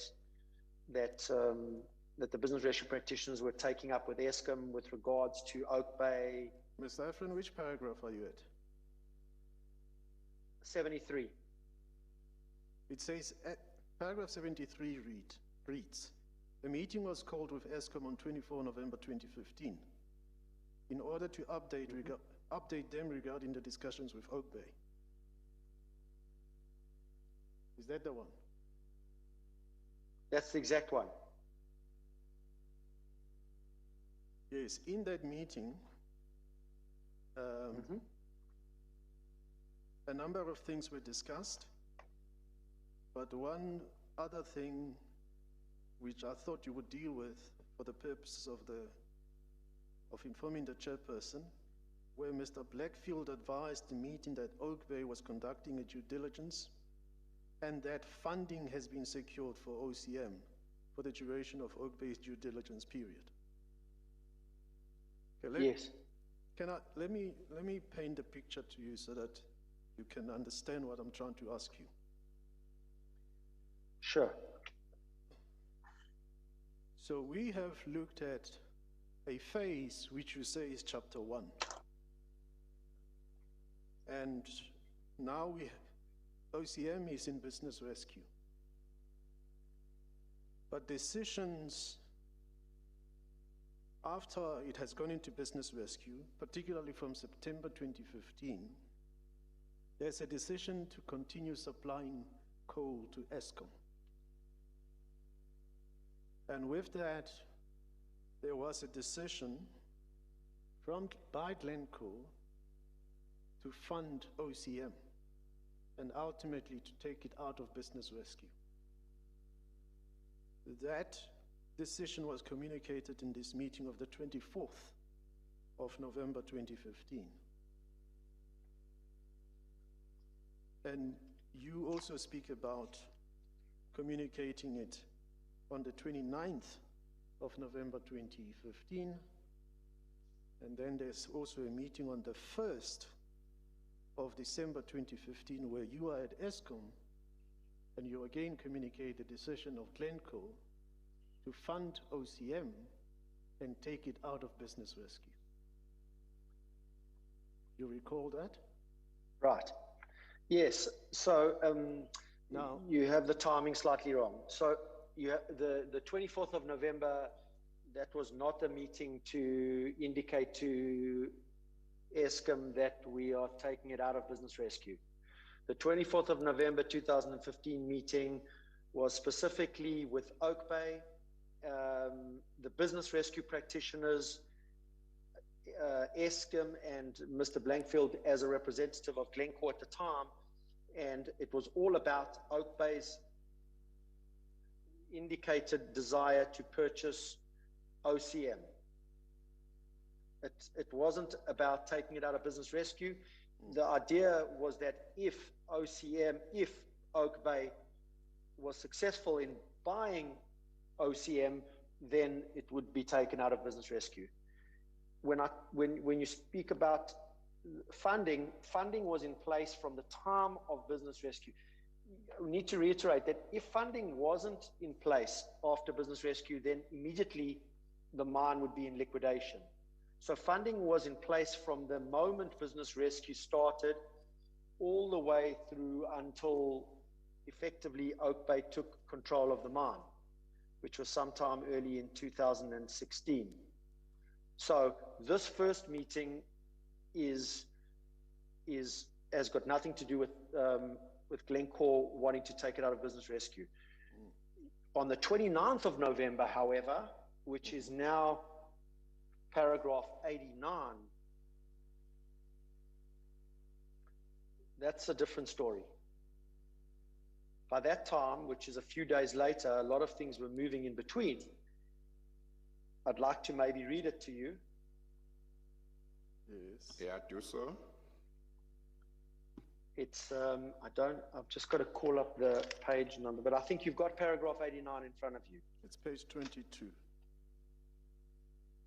Page 22, apologies.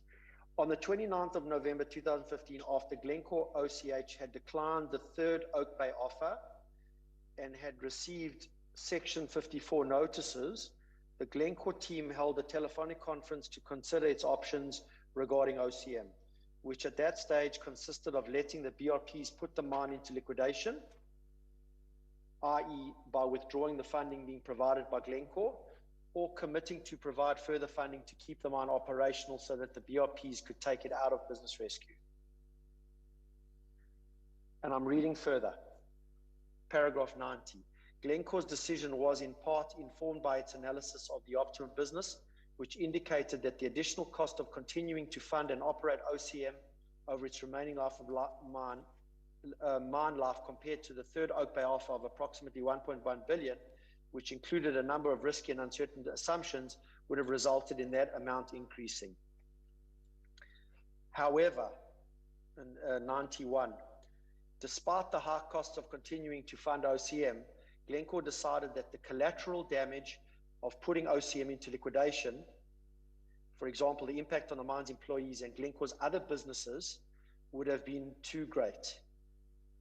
We therefore decided to provide further funding commitments to allow the BRPs to terminate the business rescue proceedings, following which OCM would have continued operating the mine in the ordinary course of business.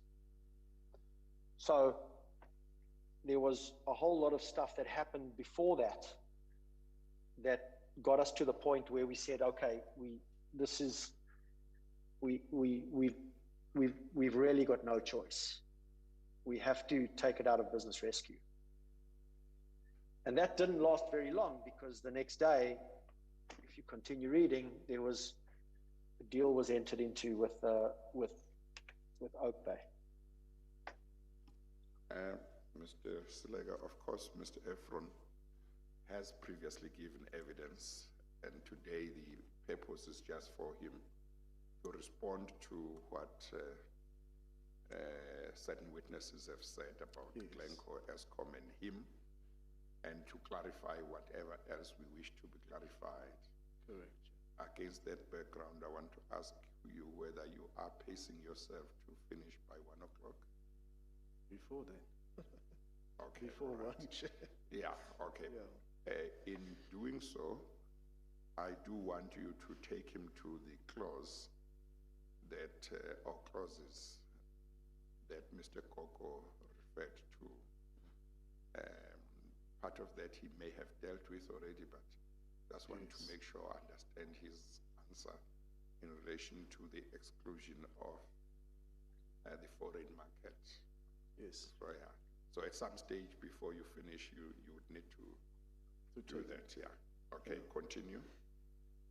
Yes. So, Mr. Efron, can you explain this? So this is a decision where Glencoe seeks or decides to take OCM out of business rescue and to comply with Correct. the coal supply agreement Correct. at a price of 150 rand per ton.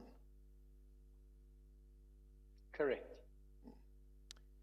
When Mr. Koko was here, he drew the chairperson's attention to the minutes of a meeting where the team that was negotiating with you, the team of ESCOM negotiating with you, was coming back to the BTC, the Board Tender Committee, with a report that they have negotiated with you and you have offered OCM an amount of, I think it was 268 rand per ton to continue supplying to ESCOM. And he said that they were prepared as the BTC to counter offer on that and give you, OCM, 296 rand per ton. But then the team that was negotiating, instead of concluding the agreement with you to increase the price of coal to 296, meaning higher than what you even had offered, they decided to invoke experts to determine your financial position, OCM's financial position. Do you have any recollection of that offer you had made to ESCOM? No, there's no such offer and there's no such counter offer. I don't know. I have no idea what you're talking about. So the last offer we made to ESCOM was paragraph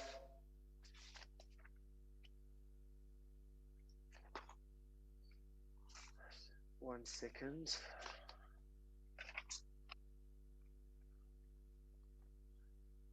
On the 30th of June 2015, paragraph 38. That was the final proposal. We never received a counter proposal from ESCOM, but remember before this date, the 30th of June, we already had negotiated prices and under the cooperation agreement, and we had already negotiated the terms of a fourth addendum, which was never signed. But we still made a further reduction on the 30th of June. The final proposal, which is under CE8, we don't have to go to it, but it was 300 rand per ton. We never received a response to this offer. So I really do not know about any counter proposal or any proposal ever made to Glencore or to OCM. Okay. Chair, I can go to this clause now in the agreement. Mr. Efron, please turn to page 71. On page 71, it's somewhere in the middle of the CSA, and specifically dealing with clause 27, which is the hardship clause. I have referred you to what has been excluded by this, which is relying on the export market. I think in your, are you there? Page 71. Yes, I'm here. Paragraph 27. Yeah, what clause number? 27. 27. Okay, Yes. I got it. So 27.1, I think you reproduced it in your statement. But I want to refer you to the next page.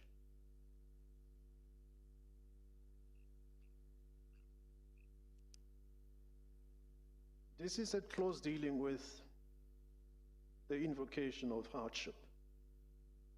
In entering into this agreement, clause 27.1. In entering into this agreement, the parties declare it to be their intention that this agreement shall operate between them with fairness and without undue hardship to any party.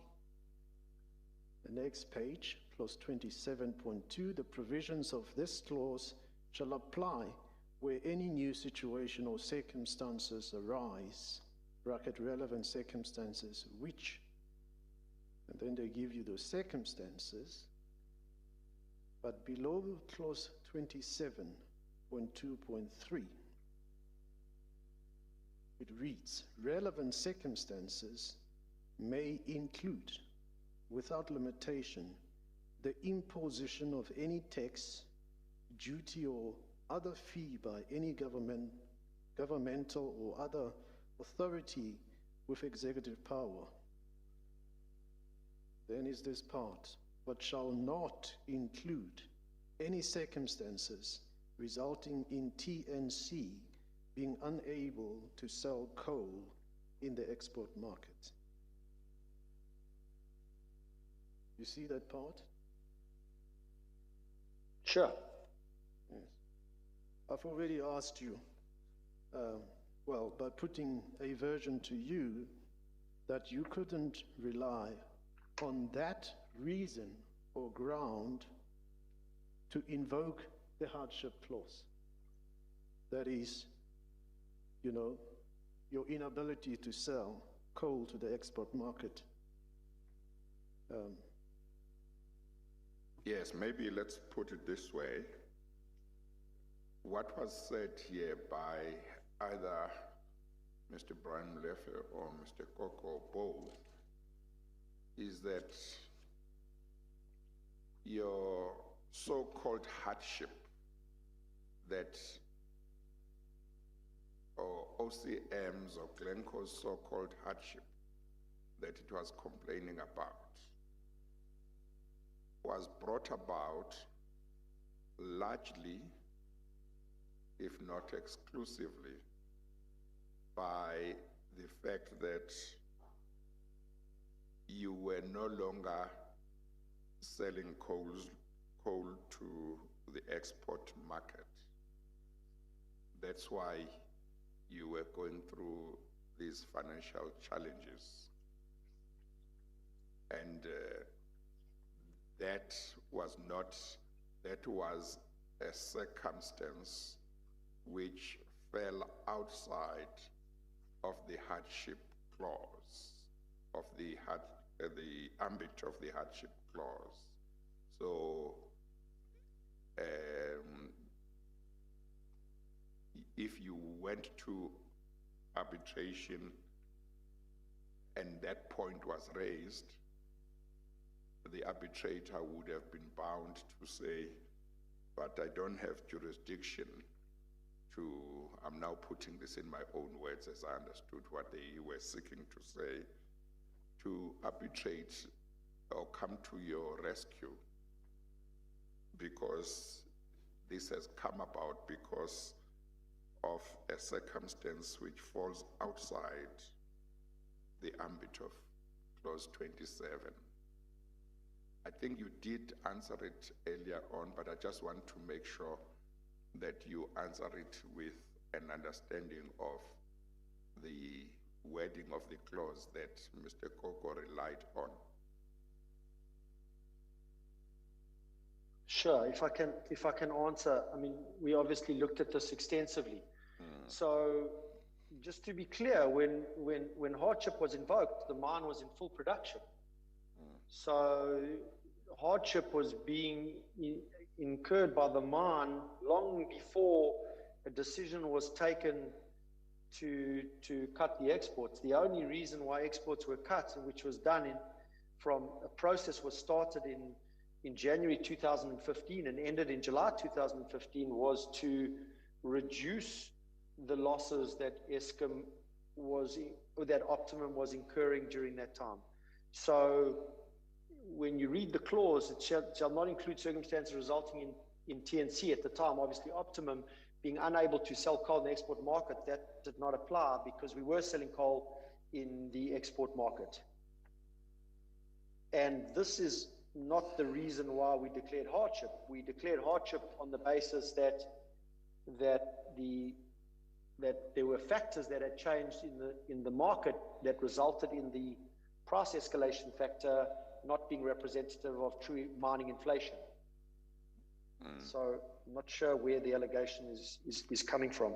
So are you saying that OCM/Glencore continued to sell coal to the export market right up to the end? So the hardship was invoked after obviously a long process of understanding the mine. Hardship was invoked in July 2013. The mine was in absolute full production. 50% of the coal was going to export, 50% of the coal was going to Eskom. Exports only ceased in July 2015. And that was only a mechanism to reduce the financial exposure that was being incurred on the mine. Because after this point, actually the losses were slightly less. They weren't palatable, but they were less than what they were. But that's what we did 2 years later. So at the time of hardship and in other words, are you saying there was a time when OCM/Glencore ceased selling coal to the export market, and that was in July 2015? Yeah, it was 2 years. Yeah. 2 years after hardship was invoked. Yeah. But I guess part of what you are saying is you invoked the hardship clause long before that. That is in 2013. At that stage. Long before that, with correct, and with reasons that had nothing to do with the export market. It was with reasons regarding specifically and identifiably for the Eskom coal. Yes. Now, when you ceased to sell coal to the export market, would that have been after the termination of the cooperation agreement or before? Can you recall? 1 second. It would have been before. Okay. During that time, actually. During that time, the cooperation agreement was cancelled on the 22nd of June. So we were going through at that time, we were going through a process. Okay, all right. Let me ask this question, and that goes to still the issue of arbitration. Did Eskom do anything to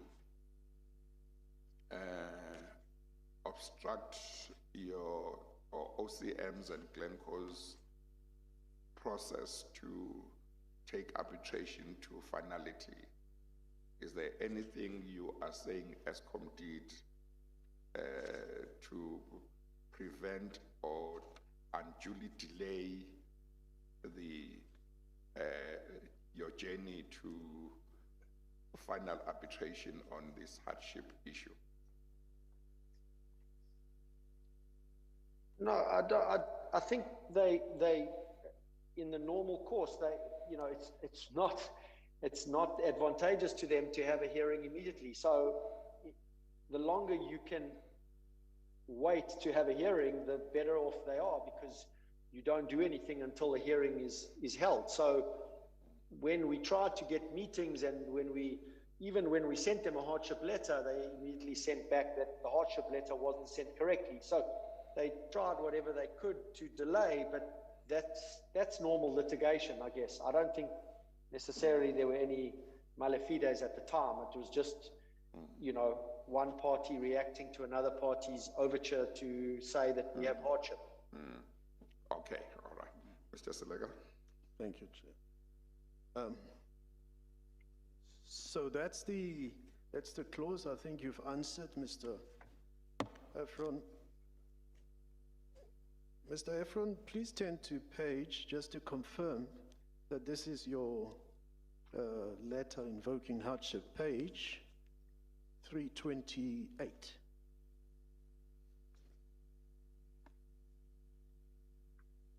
Is that 328? Yes.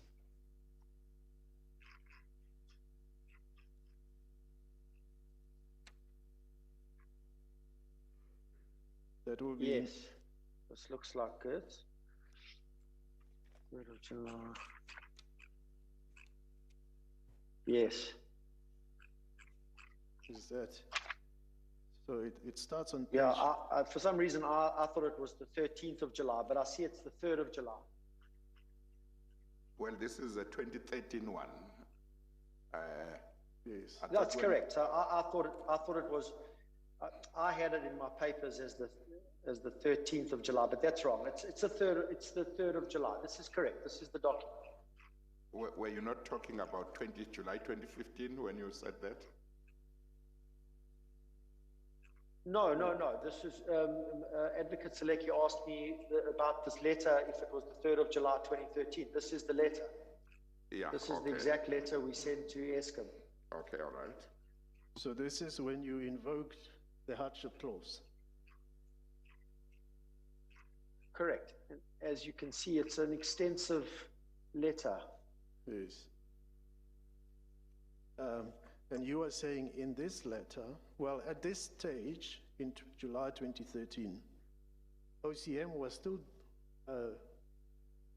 still providing coal to the export market. Absolutely. And it was only in July. It was in full production. Full production.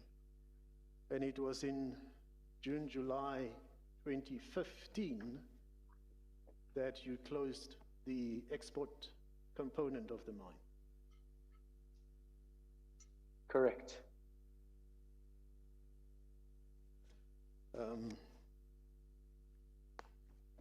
So I think that, well, there's one more question, but I don't see.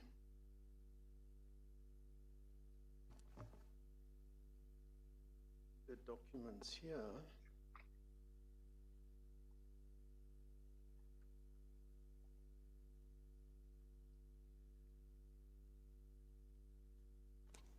I'm going to have to refer you to a different.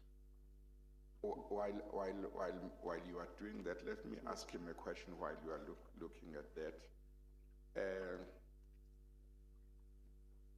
You said in your initial or first statement, Mr. Efron, that as I understand it, you said that Glencore took over OCH and OCM when they didn't understand the price adjustment mechanisms of the coal supply agreement. Did you get to understand how that price adjustment mechanism worked subsequently, or is the position that you never understood how they worked? I'm just asking because you didn't invoke them, so. No.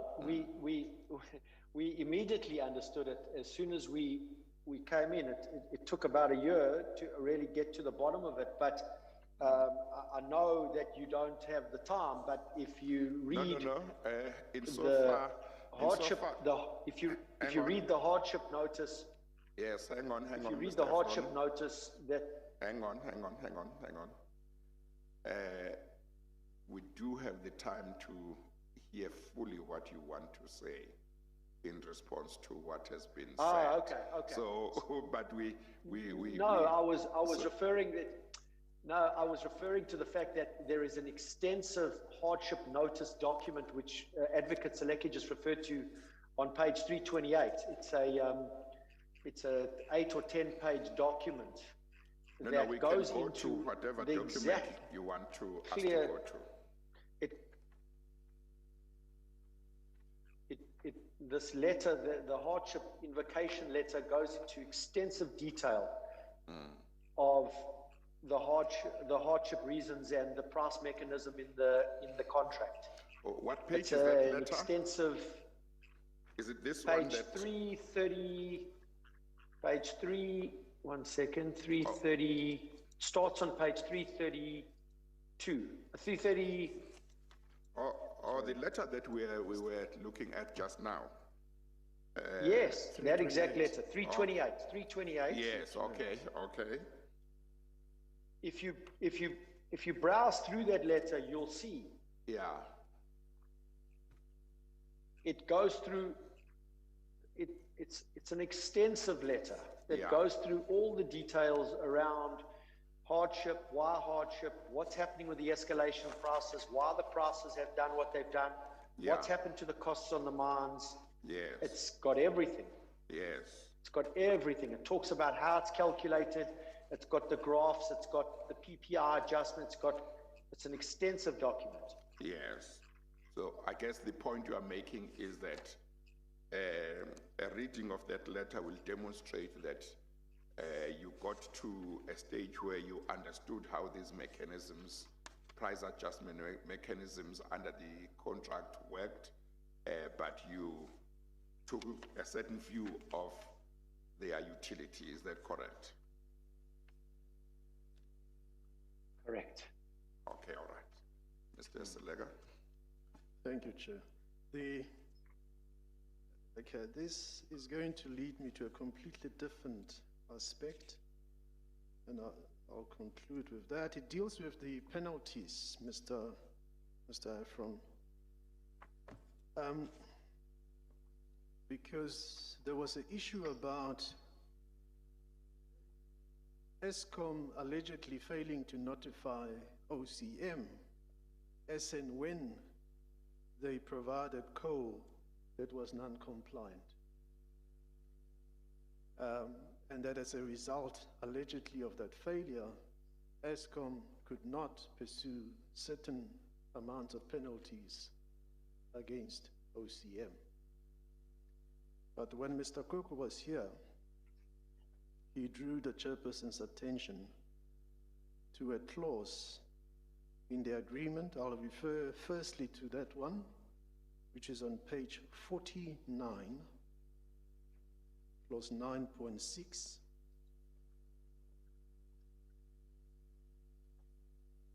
Which imposes an obligation on the part of Eskom to give monthly notices.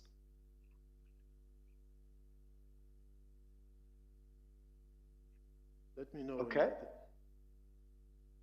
Let me know when you're there. I'm here. Is there? Now, this clause requires Eskom, well, let's see, I'm unless sorry, you are at page 49, 49, Chair, paragraph or clause? 9.6, Okay, yes, right.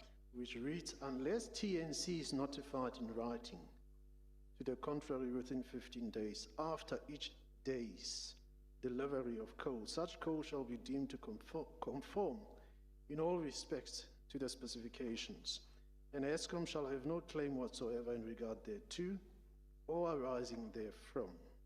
Such notification shall specify full details relating to the delivery of coal concerned, including the date of delivery, the quantity of coal concerned, and full details of the non-conformity of such coal to the specifications. Were you familiar with this clause? I'm not if I'm familiar with that particular clause, but I'll take it as read. Now, then there is a settlement agreement which became addendum, the second addendum to the CSA. Maybe before you go there, Mr. Selega, can I ask this question? Do you know, Mr. Efron, whether Eskom did usually and regularly comply with this requirement during the period let us say from 2012 right up to 2015 or up to the business rescue time, namely when you had delivered coal every day, did they regularly send notices to indicate that the coal did not comply with the specifications or with the quality or the quantity? Or is that something you don't remember?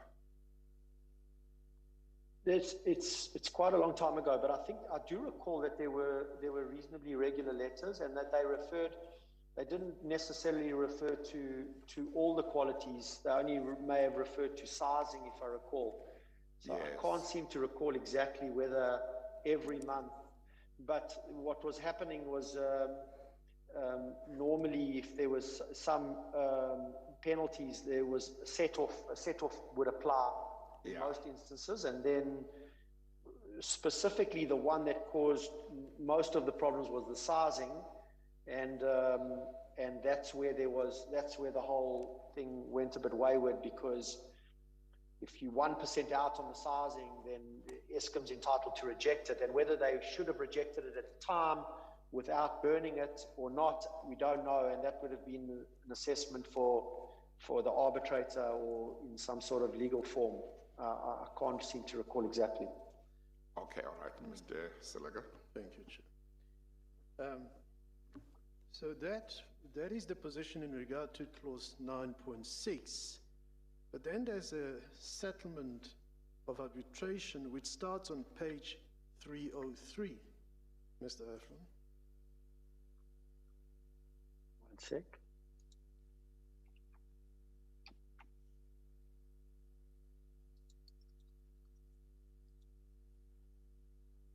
Settlement of arbitration and second addendum to the Hendrina coal supply agreement. I see that. I've got it. Yes. Thank you. I see that this settlement agreement on page 317 and 318 was concluded on the 12th of April 2011.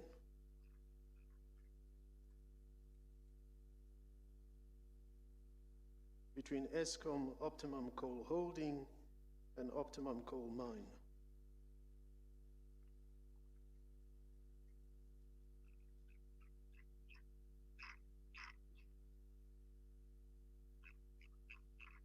I'm with you.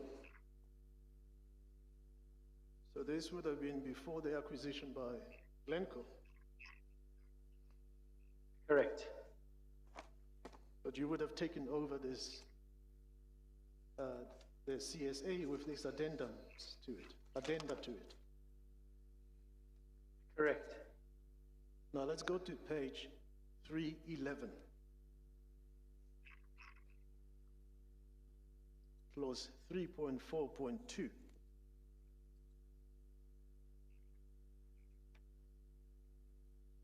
And this is under the heading Quality of Coal, clause 3.4, which starts on page 310. Mm-hmm. So 3.4.2 says the parties specifically agree and record that the spreadsheet in respect of the qualities of coal sold and delivered by Optimum Colliery to Eskom, exchanged between the parties on a daily basis, will constitute ongoing compliance with the provisions of clause 9.6 of the CSA. You follow that provision? I do. Yeah. Now, the explanation by the witness, Mr. Koko, was that this essentially, if not in fact, maybe in fact, changes or varies the position in clause 9.6 in that, and I will add this from my side, that you no longer require to give a notice as envisaged in 9.6, but that the spreadsheet here envisaged and exchanged on a daily basis will constitute compliance with 9.6. In which event, Okay. if the spreadsheet is exchanged, and you will tell us whether or not it was, that means there is full compliance with 9.6, and ESCOM, if failing to give you notice as originally envisaged in 9.6, cannot be said to have waived the right to impose the penalty or to claim the penalty. You understand that proposition? Yeah, I'm just not sure where you're going on this exactly. Let me put this. Let me put What the are you question trying to this get way. out of me? Let me put the question this way, Mr. Efron. Mr. Koko said, based on this clause 3.4.2, the position was that after this settlement agreement relating to arbitration, the position was that ESCOM was no longer required to give OCM or Glencore notice within 15 days that your coal was defective in this way or that way, whether it's quantity or quality. All that was required was the exchange of this spreadsheet. And therefore, to the extent that anybody may have thought that you could have said to them when they put up their claim for 2 billion rand penalties, to the extent that anybody may have thought you could say, but where are your notices that you served on us in terms of clause 9.6? Because if there are no such notices, then your claim must fail. You have no claim against us.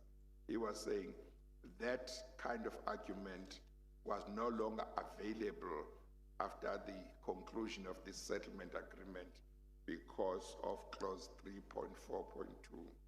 All that was required was to show that that spreadsheet was exchanged. Do you have something to say to that? Right. Yeah. Yeah. So I don't think we ever disputed that. So I'm not sure. Yeah. I'm not sure on what grounds it's being discussed. So we never disputed that. We believed that we had plenty of grounds in terms of the penalty calculations to dispute the penalties, but I don't recall disputing penalties on the basis of no notices given. Yeah, okay, no, that's fine. In fact, we never got it. We never got into a formal dispute on the notice, on the penalties. We were always, the first time a dispute arrived was when we got the demand letter. Yeah.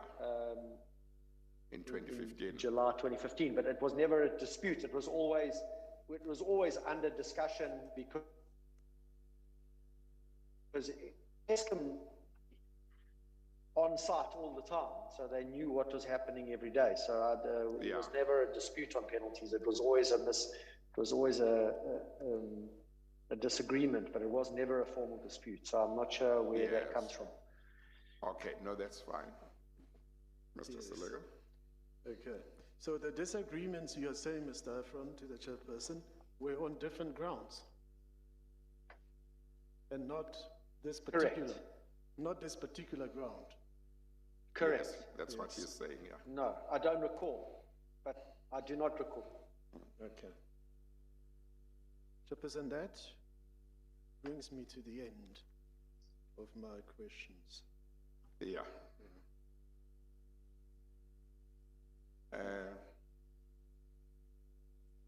Just before we finish, Mr.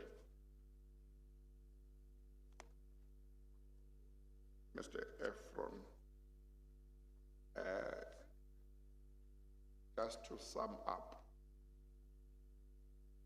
and I know that you said that this is dealt with, I think, in the letter that we looked at earlier on. Why was the price adjustment mechanism in the CSA not invoked by OCM stroke Glencore? You want to just, in summary, just deal with that?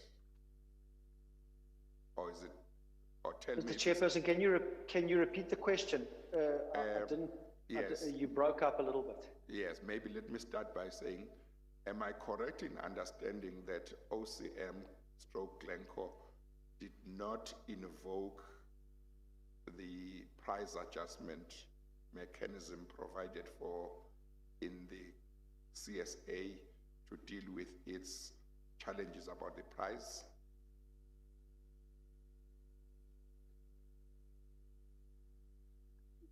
That was the basis of the hardship. The mechanism in the contract on an annual basis was the basis for the hardship, because every year the contract was being increased by a lower amount than mining inflation. So if mining inflation was 10% in one year, the contract would only go up 8%. And in the following year, the same. And it was every year, the gap between costs and selling price was diminishing because of this adjustment mechanism. And that letter that I referred you to down on page 328 goes into all the details around that. Yeah. So had that mechanism been reflective of mining inflation, there would have been no hardship. Okay, so in other words, to put it simplistically. In other words, are you saying the price adjustment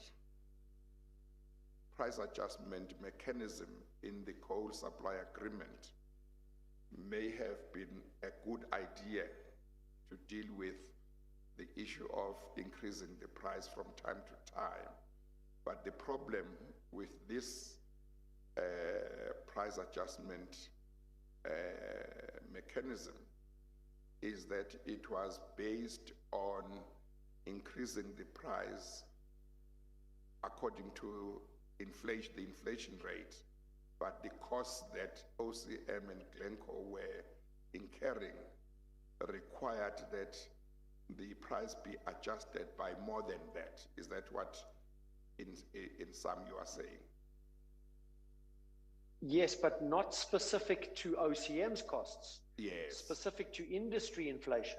Okay. It's not OCM's costs that were relevant.